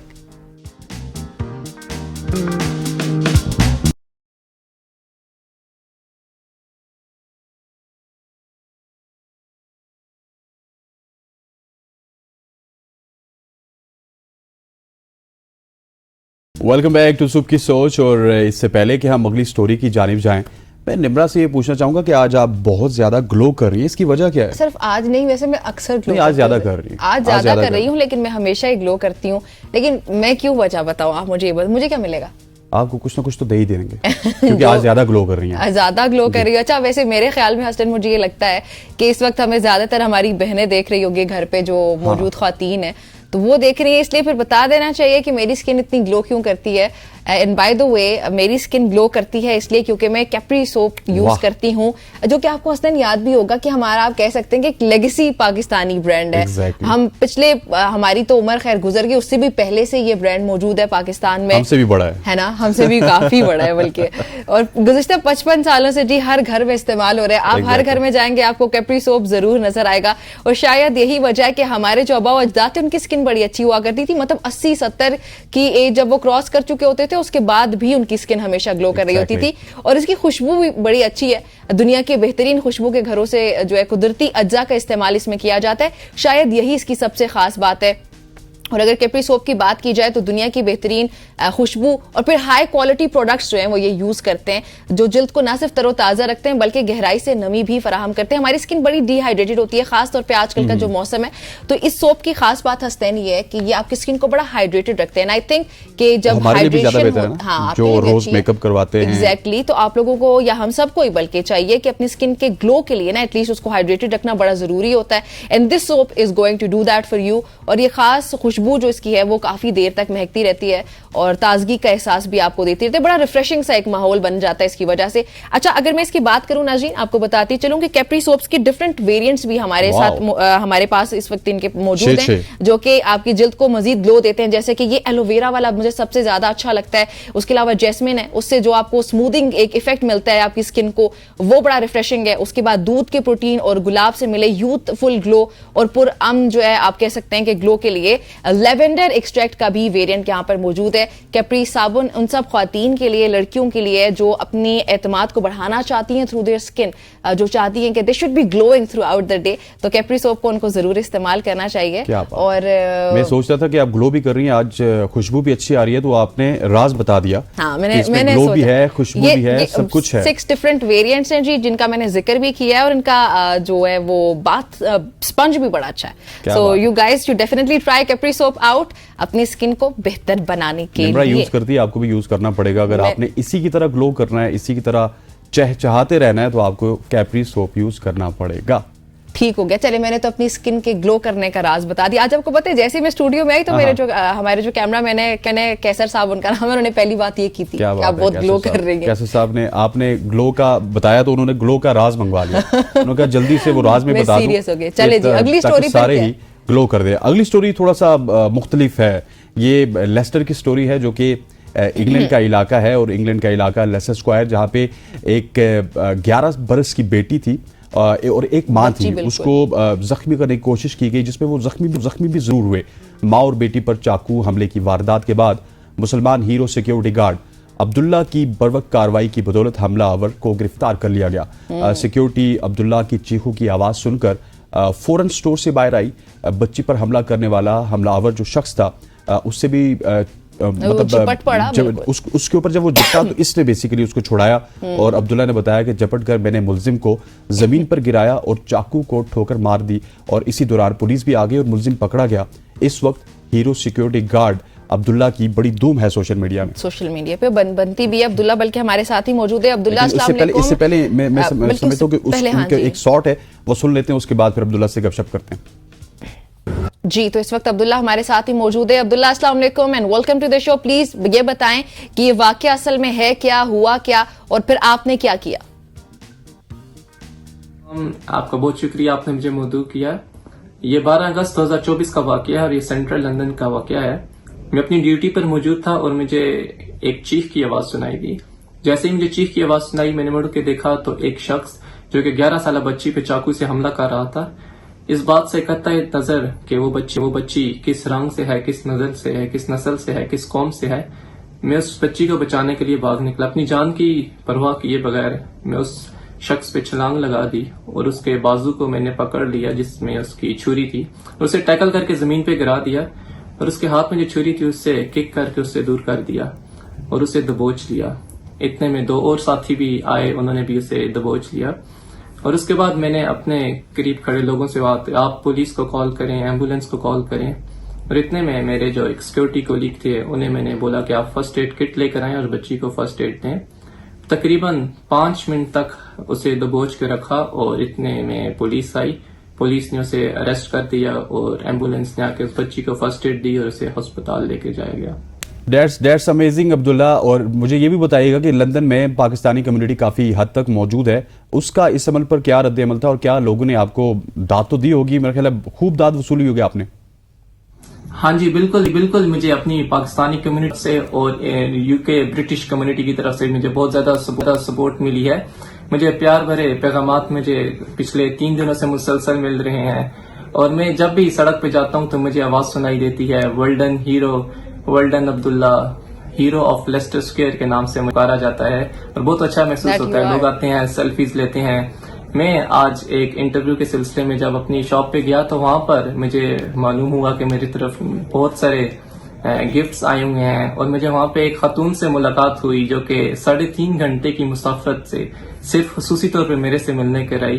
तो इस तरह मुझे अपनी लोकल कम्युनिटी ने और यहाँ पे इंग्लिश कम्युनिटी ने बहुत सपोर्ट किया है, बहुत प्यार किया है और मैं पाकिस्तानी हाई कमिश्नर साहब का बहुत शुक्रिया अदा करूंगा। उन्होंने मुझे 14 अगस्त की सेरेमनी में मदऊ किया था और मुझे खिताब करने का भी मौका मिला था और आप सबका बहुत बहुत शुक्रिया। डिजर्व करते हैं ये अब्दुल्ला, ये तो आप डिजर्व करते हैं। अच्छा, ये भी मुझे बताएं कि यूके पुलिस का इस पे क्या रिएक्शन था, उनका क्या रद्द अमल था जब आपने उस बच्ची को बचाया, और साथ ही ये भी बताएं कि क्या जो मुल्जिमान है या वो जो मुल्जिम है वो गिरफ्तार हुए या नहीं? हाँ जी, बिल्कुल मुझे पुलिस की तरफ से बिल्कुल सराहा गया है और जैसे ये वाकया हुआ तो उसके फौरन बाद जब यहाँ की special police, firearms police आई थी, उन्होंने मुझे कहा था well done, you did a great job. और जहां तक उस सस्पेक्ट का ताल्लुक है वो अभी तक पुलिस की कस्टडी में है और उससे फर्दर इन्वेस्टिगेशन हो रही है। और बच्ची अभी सेहतयाबी की तरफ गामजन है और उसके जो अभी तक उसके जो जख्म है वो लाइफ थ्रेटनिंग नहीं है और उम्मीद करते हैं कि वो बिल्कुल सेहतयाब होगी और उसकी वालदा बिल्कुल में। अच्छा अब्दुल्ला, मुझे ये बताइएगा कि कुछ दिन पहले भी 3 बच्चियों को मार दिया गया था छुरी के वार से और यूके में इस तरह के वाकयात बहुत ज्यादा रिपोर्ट हो रहे हैं। इस सवाल ये क्यों हो रहे हैं, ये वाकयात की वजह क्या है? माशरे में अच्छे और बुरे लोग मौजूद होते हैं और इस वक्त कुछ भी कहना कबल वक्त होगा कि इसके पीछे कौन से अनासिर थे और पुलिस अपनी इन्वेस्टिगेशन कर रही है। बिल्कुल, चलें ये भी ठीक हो गया, लेकिन आपने जो काम किया है अब्दुल्ला उस पर सोशल मीडिया पर भी आपको बहुत दाद दी जा रही है। आप कैसा फील करते हैं और फिर आपके जो खानदान वाले वो आपसे क्या एक्सपेक्ट कर रहे हैं या उनका इस पे क्या रद्द अमल है?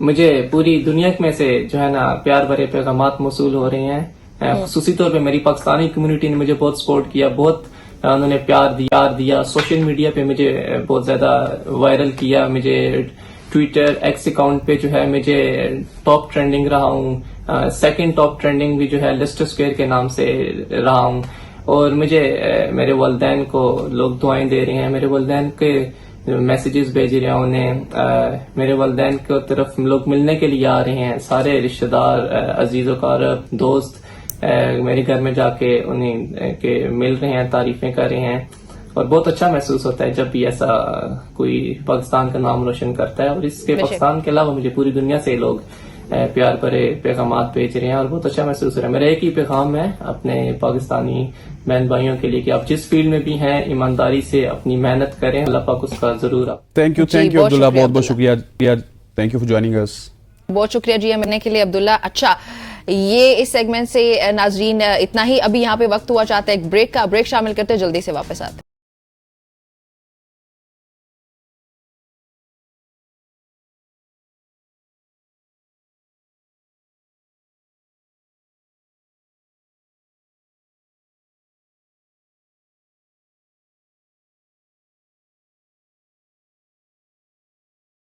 वेलकम बैक टू सुबह की सोच। अब हम बात करेंगे एक ऐसी ऑफिसर की जो कि हमारे लिए प्राउड जो है मोमेंट्स है जब भी हम उनको देखते हैं काम करते हुए। बिनिश Fatima, chief traffic officer, CTO की हैसियत से अपने ओहदे का चार्ज संभालने वाली रावलपिंडी की पहली खातून है। बिनिश फातिमा का ताल्लुक पुलिस के पेशे से माजी में भी उनका ताल्लुक रहा और उनके खानवादे से साबिक आईजी पंजाब पुलिस की ये बहू हैं। बिनिश फातिमा सूबे पंजाब में सीटीओ के ओहदे पर बराजमा होने वाली तीसरी खातून का एजाज रखती हैं।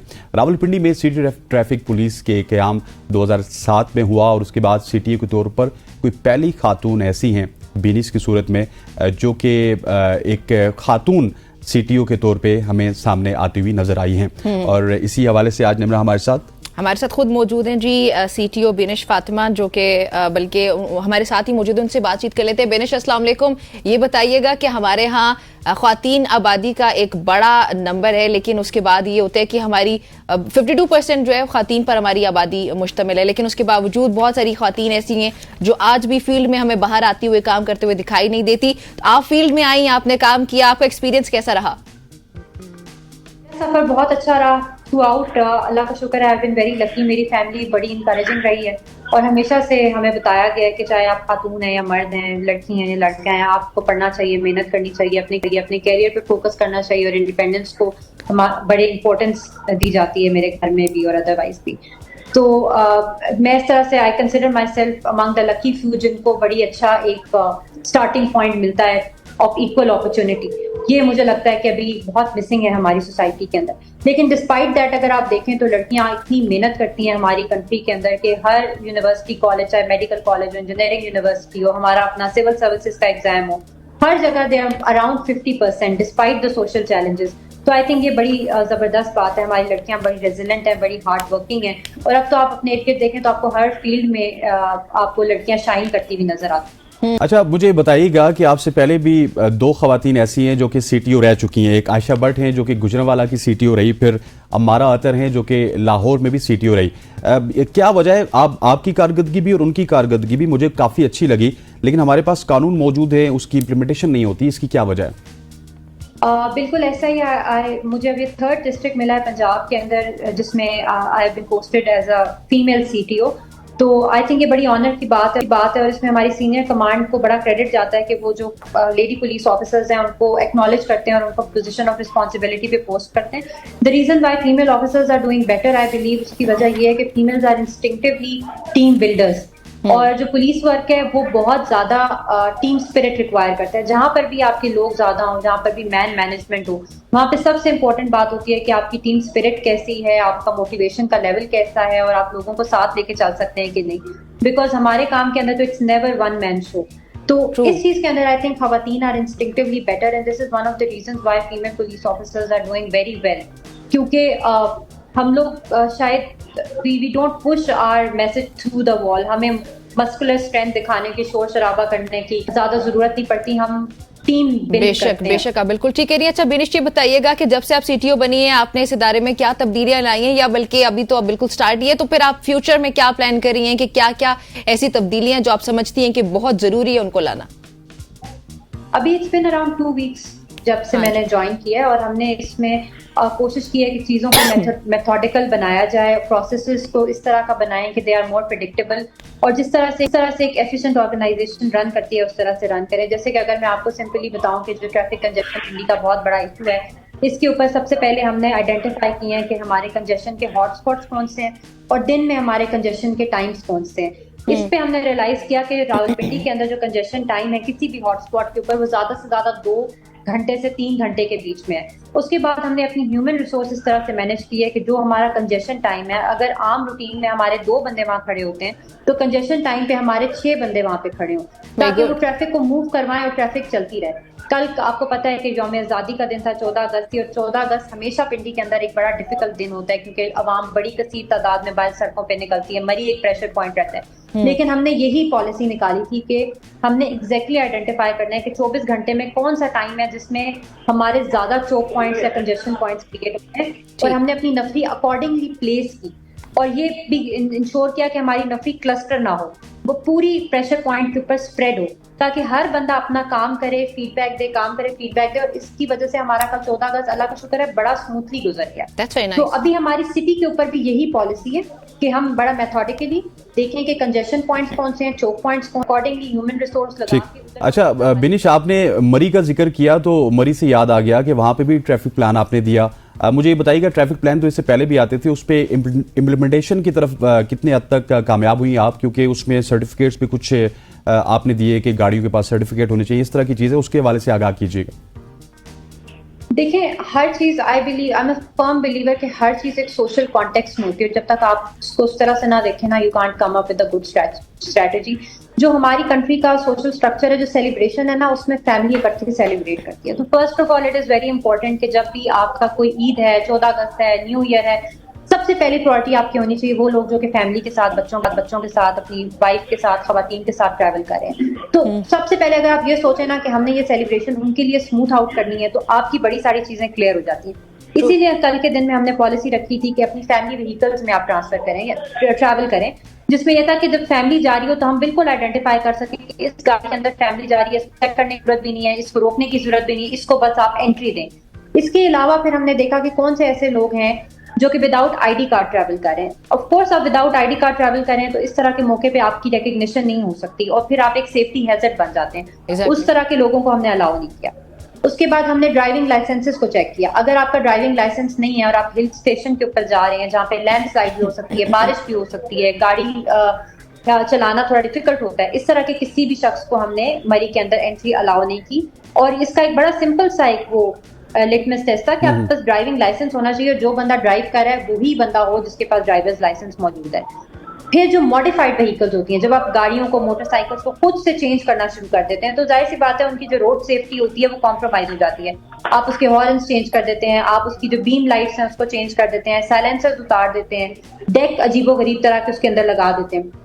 तो जो मॉडिफाइड व्हीकल होती है बेसिकली वो इन इट सेल्फ एक सेफ्टी हैजर्ड होता है। किसी किस्म की मॉडिफाइड व्हीकल को हमने मरी में एंटर कल नहीं होने दिया और उसमें हमें कोई किसी किस्म की रेजिस्टेंस नहीं आई, क्योंकि इस तरह की गाड़ी, मोटरसाइकिल जो बंदा चला रहा होता है उसको भी पता होता है कि इट्स अ रिस्क।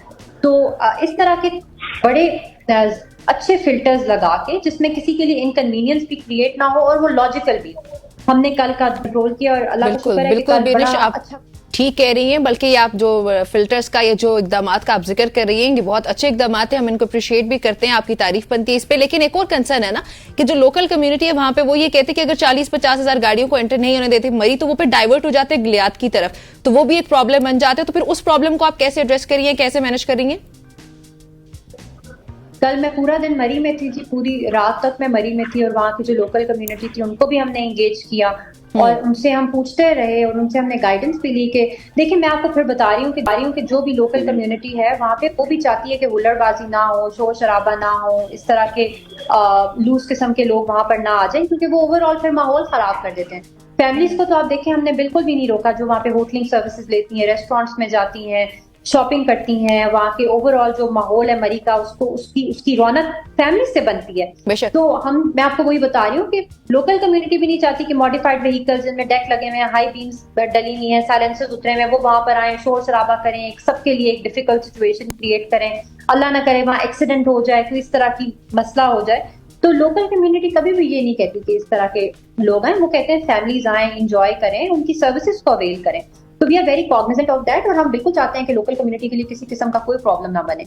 और मैं आपको बता सकती हूँ कि कल हम वहाँ इकट्ठे थे और हम लोगों ने बैठ के स्ट्रेटेजी बनाई थी, और उसमें हमने किसी किस्म की फैमिलीज को, यंगस्टर्स को, टीनेजर्स को, यूनिवर्सिटी गोइंग स्टूडेंट्स को जो एंजॉय करने जा रहे थे और जिनकी ये सारी की सारी जो चेकलिस्ट है वो पूरी थी, वो गए हैं, उन्होंने एंजॉय किया। माल रोड पे माशाल्लाह बहुत लोग थे वहां पे और बड़ी अच्छी थी वहां पे रही, तो लोकल्स को इससे कोई परेशानी नहीं हुई। अच्छा, ठीक है, मुझे थोड़ा सा आउट ऑफ बॉक्स क्वेश्चन है, मुझे ये बताइएगा कि यूरोपियन ट्रैफिक की अगर बात की जाए तो कानून तो वहां पे भी सेम है, पाकिस्तान में भी सेम है, लेकिन वो क्यों हमसे डिफरेंट हैं? मैं ये समझता हूँ कि जब हम वहां पे घूमते हैं ना तो मुझे उनमें सब्र नजर आता है, पाकिस्तान में थोड़ी सी बेसब्री है।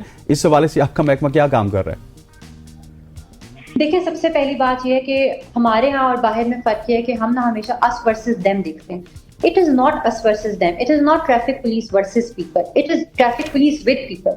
देखिए, मैं आप लोगों के फोरम से भी लोगों को ये बताना चाहती हूँ कि हम चाहते हैं कि हमारी रोड सेफ हो, और मैं तो बहुत चाहती हूँ कि हमारा जो रावलपिंडी है उसमें एक्सीडेंट ऑल टाइम लो पर आए, कंजेशन ऑल टाइम लो पर आए, हरासमेंट बिल्कुल सड़कों के ऊपर ना हो सके, सबको सड़क खुली मिली, चाहे वो स्कूल छोड़ने जा रहे हैं बच्चों को, दफ्तर जा रहे हैं, बाजार जा रहे हैं, या वैसे ही घूमने फिरने निकले में। और देखिए, यही एंड पॉइंट है, और जब तक लोग इसमें हमारे साथ और हम लोगों के साथ कोऑपरेट नहीं करेंगे, इट इज नॉट पॉसिबल।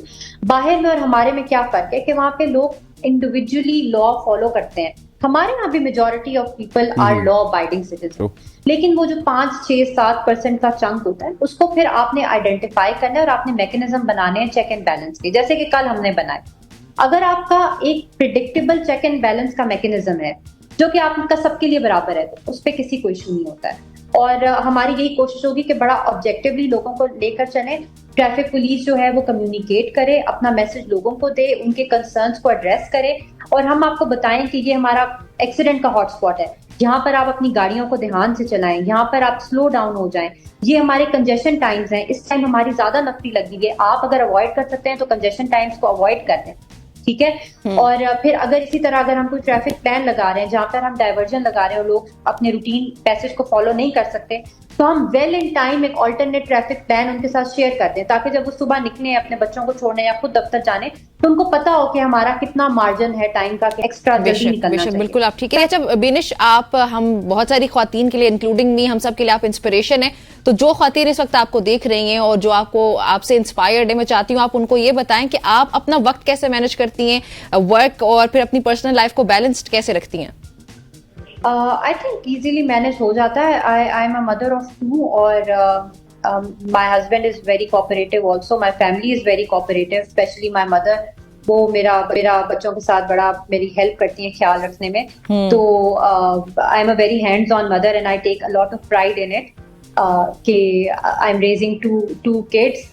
और आई थिंक कि इम्पोर्टेंट बात यह है कि डेफिनेटली समटाइम्स ये ज्यादा हो जाता है, being a full time mother and then you have a full time job which is also very demanding and taxing, but I think इससे बहुत ज्यादा सेंस ऑफ फुलफिलमेंट मिलती है मुझे, और मेरा काम मेरे लिए उतना ही इम्पोर्टेंट है जितनी मेरी फैमिली मेरे लिए इम्पोर्टेंट है। और मैं इसमें I am never apologetic about it, I am very happy doing what I do, और मुझे लगता है कि मैं इससे ज्यादा कहीं खुश नहीं हो सकती थी जितनी मैं पुलिस में खुश हूँ।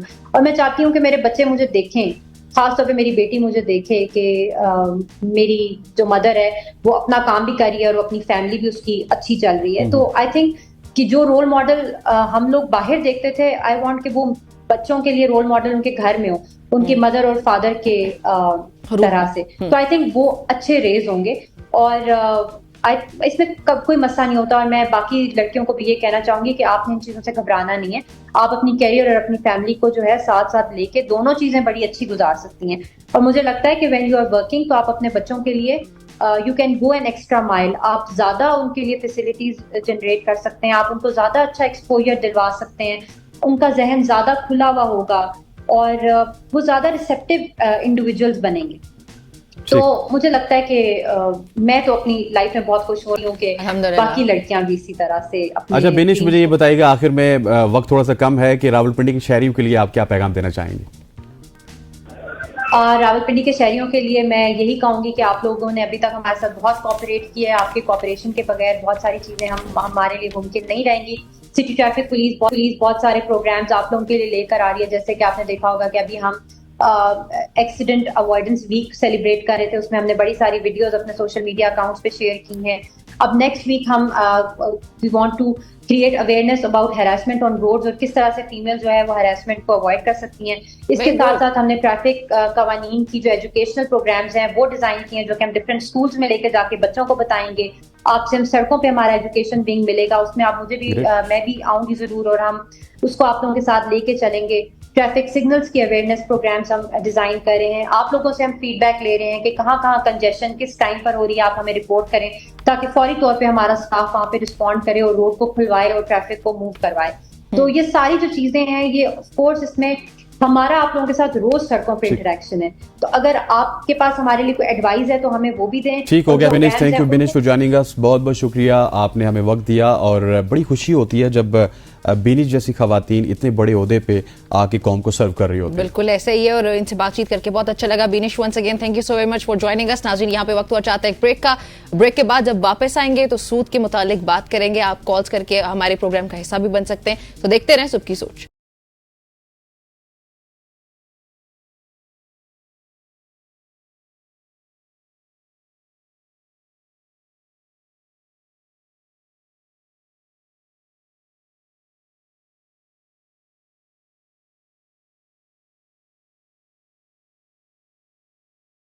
वेलकम बैक टू सुबह की सोच। आज जुमे का दिन है और जुमे के दिन हम कोई ना कोई इस्लामी पॉइंट ऑफ व्यू पे बात करते हैं। आज हम बात करेंगे सूद के हवाले से, सूद के इंसान पर इक्तिसादी, माशरती और नफ्सियाती हवाले से तबाहकुन असरात हैं, चाहे इनफरादी सतह पर हों या फिर इज्तमाही और समाजी सतह पर हों।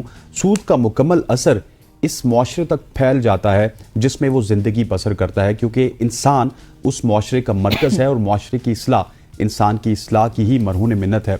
पाकिस्तान को सूद इस तेज़ी से खा रहा है कि अब तक हमारे मुल्क का बजट का बड़ा हिस्सा सूद अदायगियों में चला जाता है और सूद की मद में माली साल 2024 और 2023 में 7300 अरब रुपए मुख्तस किए गए थे, लेकिन माहिरीन के मुताबिक सूद की अदायगियाँ इस साल कोई 8300 अरब रुपए भी ज्यादा हो सकती हैं। बिल्कुल, आप जितनी भी बातें कह रहे हैं बिल्कुल दुरुस्त कह रहे हैं और आइंदा साल जो है हसनैन सूद की अदायगी के लिए मख्तस जो तखमीना है वो कोई 95 अरब रुपए के करीब है। तो मतलब हम ये कह सकते हैं कि इस नागहानी चीज ने हमारे मुल्क को अपनी लपेट में ले लिया, जो हमारे लिए बहुत बाइस शर्मिंदगी है कि एक इस्लामी मुआशरा है और उसके अंदर ये सूरत हाल हम सब की हो रही है और हम लोग जाने अनजाने सूद लेने देने का शिकार हो रहे हैं।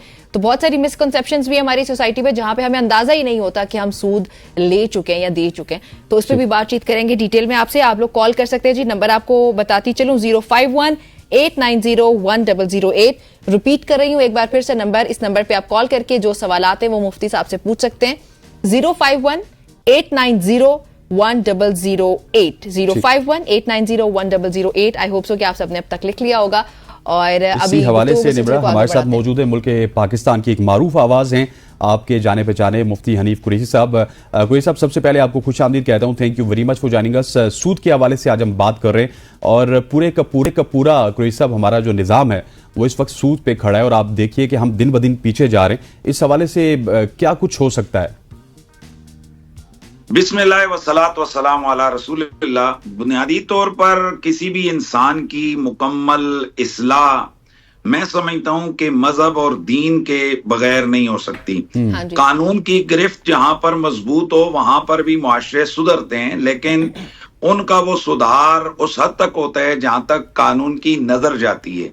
ताहम अगर किसी बुराई से मुकम्मल तौर पर कोई शख्स अगर बच सकता है तो वो अपने दीन और अपने मजहब की हिदायत की रोशनी में बच सकता है।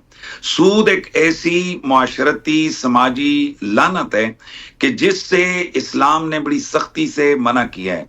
जो बड़े बड़े कबीरा गुनाह अल्लाह के नबी सल्लल्लाहु अलैहि वसल्लम ने बयान फरमाए हैं, उन 7 बड़ी हलाकत वाले कामों और 7 बड़े कबीरा गुनाहों में से एक सूद है। फरमाया कि जो बड़ी हलाकत वाली बातें उनमें एक शिर्क है, एक कत्ल है, एक जिना है, एक जादू है, एक यतीम का माल खाना है। और वहीं पर अल्लाह के नबी सल्लल्लाहु अलैहि वसल्लम ने जहां वो बड़ी बड़ी हलाकत की बातें बयान की कि जैसे मैदान जहाद से भागना है, और वहीं पर सूद को भी कबीरा गुनाह करार दिया।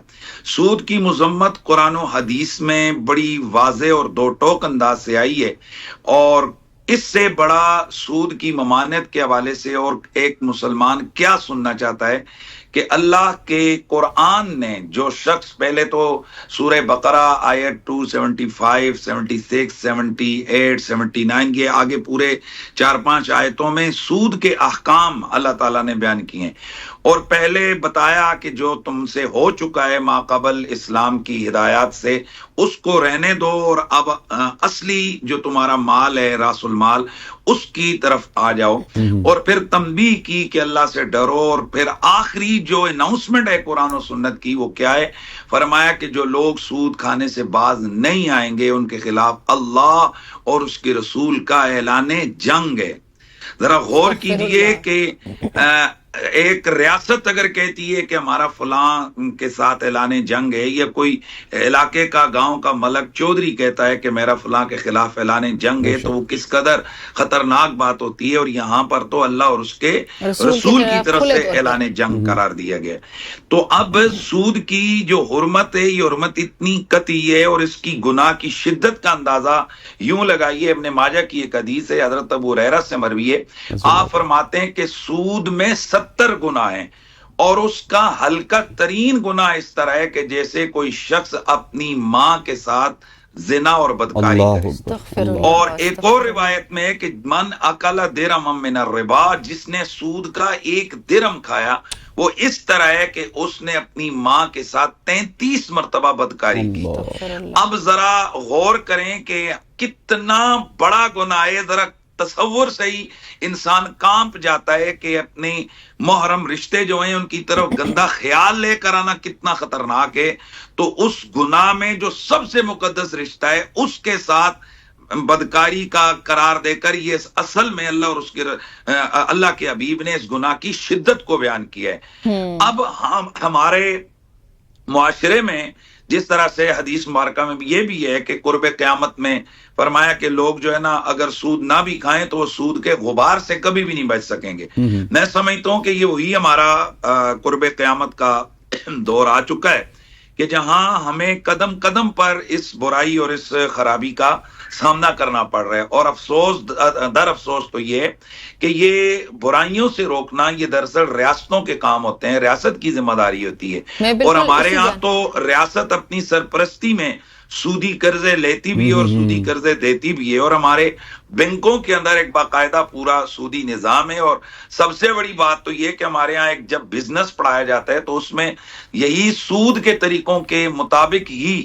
लेन देन करने के पूरा एक जो है ना इकोनॉमिक्स जो पढ़ाई जाती है आगे पूरा वो सिलसिला रखा जाता है। बिल्कुल हमारी रियासत का इसमें बहुत बड़ा किरदार है। अच्छा मुफ्ती साहब, हमारे साथ एक कॉलर मौजूद है शाहीन बहावल नगर से, वो कुछ पूछना चाहते हैं। शाहीन पूछिएगा प्लीज। अस्सलाम वालेकुम जी पूछिएगा सवाल।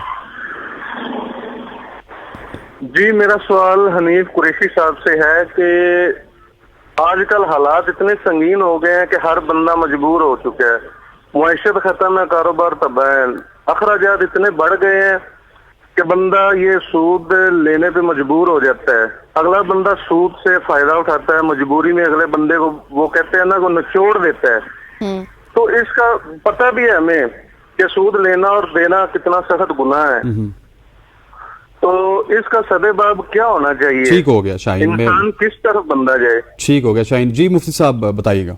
जी देखें, बहुत सारी चीजें ऐसी होती हैं कि जो ममानियत होती है शरई, वो बाज खास हालात में वो खत्म हो जाती है। जैसे आप बगैर वुजू के आप नमाज नहीं पढ़ सकते। अगर आपका जख्म, आपके खून निकल आया तो आपका वुजू टूट जाएगा। लेकिन अगर वही जख्म आपका बह रहा है और नमाज का वक्त जा रहा है तो अब शरीयत कहती है वुजू करो और बहते खून के साथ ही तुम नमाज पढ़ लो। यानी कि नॉर्मल जो अहकाम होते हैं वो और होते हैं, और जो खास हालात और खास सूरत हाल होती है उसके अहकाम और होते हैं। अगर कोई शख्स इतनी शदीद किस्म की परेशानी में है कि जिससे उसके फाकों और फाकों के नतीजे में उसके ईमान से हाथ धो बैठने की शक की कैफियत हो, यानी ऐसा सूरत हाल आ जाए कि उसका कोई और चारेकार ना हो, कोई राइट वे, कोई दुरुस्त रास्ता उसके लिए ना बचता हो, तो फिर उतना कि जितने से उसका वो जिंदगी का निजाम चल जाए, अगर वो सूद पर लेता है तो फुकहा ने उसकी इजाजत दी है। लेकिन ये इंतहाई सूरत है, वो सूरत है कि जब उसको कर्ज हसना बिल्कुल ना मिल रहा हो, घर में कुछ भी ना हो, लेकिन घर में 5-5 तोले जेवर भी पहने हुए हों बच्ची, मतलब कि ये उस सूरत हाल में असर कि जब आपको खाने के लाले पड़े, उस सूरत हाल में आप ये कर सकते हैं। हमारे साथ एक और कॉलर भी मौजूद है मुफ्ती साहब, हमारे साथ मौजूद है कमर फरजाना साहिबा। जी पूछिएगा, क्या सवाल पूछना चाहती है मुफ्ती साहब से? जी ये हमारे बैंक है ना, 4 बैंक हैं हमारे, हम उनसे कर्जा लेते हैं। वो 60,000 तक, 50,000 तक, 90,000, हाँ 90,000 तक देते हैं, और फिर 10,000, 20,000 ऊपर सूद लेते हैं, किस्तें करके हमसे वापस लेते हैं। तो काफी लोग कहते हैं ये सूद है, सूद है। मेरे घर वाले भी कहते हैं ये सूद है, आप ना लिया करो। लेकिन मैं बहुत ही मजबूर औरत हूँ, बेवा औरत हूँ। जब जिस वक्त मुझे जरूरत होती है तो मैं बैंकों से ले लेती हूँ, फिर किस्तों में अदा करती हूँ। जी मुफ्ती साहब, ये किस्तों में अदा करती हैं, पैसे लेती हैं, किस्तों में अदा करती हैं? सूद है, चाहे किस्तों में अदा किया जाए, ये यकमुश्त उसकी अदायगी ज्यादा की जाए। बुनियादी तौर पर सूद उस इजाफे को कहते हैं जो बिला इव्ज हो। जिस तरह इन्होंने किसी से 20,000 रुपया लिया और वापस उसको 25,000 किया, तो ये जो 20,000 के बदले 20,000 है वो तो कर्ज है। लेकिन ये ऊपर वाला जो 5,000 है ये क्या है? ये सूद है।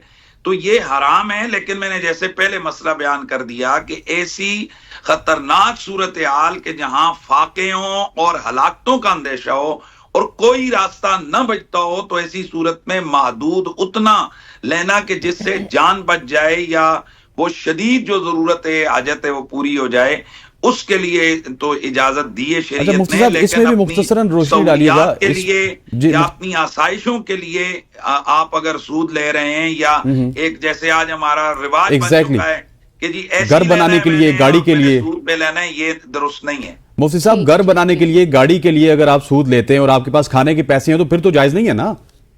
देखें, मैंने पहले कहा कि अगर गाड़ी नहीं है तो क्या बंदा मर जाएगा, और अगर कार नहीं है तो क्या बंदा मर जाएगा? घर नहीं है तो किराए पे हो सकता है। अच्छा मुफ्ती साहब, अब्दुल सत्तार साहब हमारे साथ मौजूद है लाहौर से। अब्दुल सत्तार साहब, अपना सवाल बताइएगा। जी अस्सलाम वालेकुम। जी वालेकुम सलाम, सवाल बताइएगा। बेटा मैं ये पूछना चाहता हूँ कि ये जो मरकज कौमी बचत है, मरकज कौमी बचत है, ये पैसे लेता है और उसके महीने पे बाद प्रॉफिट देता है। हाँ, नेशनल सेविंग्स की बात कर रहे हैं ना, कौमी बचत की बात कर रहे हैं। अखबार पे आया था कि वो जो फिक्स पैसे होते हैं उससे सूद नहीं है। अभी कारी साहब आए या हनीफ कुरैशी साहब लगे हुए हैं, क्या वो पैसे जो हम फिक्स करते हैं मरकज कौमी बचत में, वो उससे हमें प्रॉफिट देता है, वो प्रॉफिट जायज है या गलत है? जी ठीक जी कुरैशी साहब, ये बिल्कुल वाज़ेह तौर पर सूद है। देखें, चाहे आप तय करें इस तरह से कि इतने दो, या यूं कहें कि भाई जितने इसके ऊपर दे देने। एक होता है मसलन मैं आपको 20,000 देता हूं और कहता हूं कि ऊपर 5,000 दूंगा, ये भी सूद है। और अगर मैं 20,000 देता हूं और कहता हूं ऊपर जितने तुमसे हो सके दे देना, ये भी सूद है। अच्छा। तो सूद हर वो पैसा है जो बिला इव्ज हो। तो अब ये जो कौमी बचत हो या बैंकें हो या जहां पर भी हो, बिला इव्ज जो आप पैसा किसी को देकर उससे ऊपर वाला आप लेते हैं, तो ये नाजायज है। अलबत्ता जो मुजारबा है, और मुजारबे की भी बहुत सारी शरई शराइत हैं कि आप अगर कहीं इन्वेस्टमेंट करते हैं और उस इन्वेस्टमेंट के लिए बहुत सारी शरई शराइत हैं कि वो कारोबार तय हो, उसके पूरे खिद्दोखाल वाज़ेह हो, और लेन देन के तमाम उसूल और ज़वाबित तय किए जाएं और एक आदमी अपनी इन्वेस्टमेंट करता है, दूसरा उस पर अपनी मेहनत करता है। मसलन एक आदमी पैसा लगाता है, दूसरा उसको टाइम देता है और अपनी खिदमात देता है और आपस में वो नफा उसका बराबर बराबर या फीसद में वो तय कर लेते हैं, वो बिल्कुल दुरुस्त है, उसको मुजारबा कहते हैं। लेकिन उसमें भी चलते कारोबार में मुजारबा नहीं हो सकता कि आपने एक फर्म चलाई हुई है और लोगों से आप शेयर की मद में जो लेन देन कर रहे हैं, तो वो भी बिल्कुल दुरुस्त नहीं है। उसके अंदर भी बहुत सारी कवाते हैं। तो शरई नुक्ते नजर से मुजारबा तो दुरुस्त हो सकता है, लेकिन हमारे बैंकों में या ये जो कौमी बचत स्कीम वगैरह है, यहाँ पर कोई मुजारबे की शराइत नहीं पाई जाती। अच्छा मुफ्ती साहब, मुझे ये बताइएगा कि रियासती जो कर्ज है, अब पूरी रियासत हमारी कर्ज पे चल रही है, मैं और आप अगर नहीं भी लेंगे तो इस कर्ज से कैसे बचा जाएगा? इसका क्या हमें भी गुनाह है? सूद में ही देखें, जो अगर हुकूमत सूद पे लेती है तो हदीस शरीफ में आता है कि सूद के जो खराबियां बयान की गई हैं, फरमाया कि जहां पर जिस बस्ती में सूद आम हो जाता है, अल्लाह तबारक व तआला उस बस्ती की हलाकत और तबाही की इजाजत दे देता है। एक और हदीस का मफहूम इस तरह है कि जिस जगह पर सूद और जिना आम हो जाए, वहां पर जलजले और आफात आम हो जाती हैं।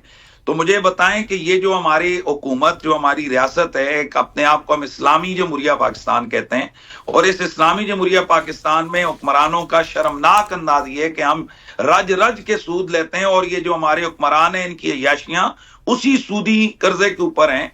तो चूंकि इसमें मैं और आप तो मजबूर हैं, हम नहीं ले रहे हैं और न ही हम इसको अच्छा समझ रहे हैं। खुदा गवाह है कि हम इससे बेजारी का इजहार करते हैं, आप भी करें और हमारी पूरी कौम भी इससे बेजारी का इजहार करे। बाकी ये इसके सारे जिम्मेदार। बिल्कुल जी, मुफ्ती साहब बहुत शुक्रिया आपका हमें ज्वाइन करने के लिए। माजरत के साथ वक्त खत्म हो गया। नाज़रीन, गुफ्तगू आपने सुनी और इंतहाई अहम ये गुफ्तगू थी। इसमें अब सबसे पहले काम जो बनता है वो हमारी रियासत का है, हमारी हुकूमत का है, क्योंकि पाकिस्तान में हस्ते सूदी निज़ाम है और जब तक ये सूदी निज़ाम नहीं निकलेगा, हमारी हम दिन ब दिन पीछे जा रहे हैं। हाँ, दिन ब दिन हम पीछे जा रहे हैं। हम देखें ना, हदीस जो आखिरी सिर्फ उन्होंने बयान की कि अगर सूद और जिना आम हो जाते किसी मुआशरे में तो वो मुआशरा हलाक हो जाता है। तो हम लोगों की शायद यही वजूहत है कि हम दीन से दूर हो चुके हैं, सूदी निज़ाम की वजह से हमारी बर्बादी है। नाज़रीन, ये थी हमारी आज की सुबह की सोच। आई होप कि आपको पसंद आई होगी और आपने जरूर इसे कुछ ना कुछ सीखा होगा। आपसे नेक्स्ट वीक बल्कि मुलाकात होती है। मैं कल कहने लगी थी, मंडे को मुलाकात होती है। अपना ख्याल रखिएगा। अल्लाह हाफिज।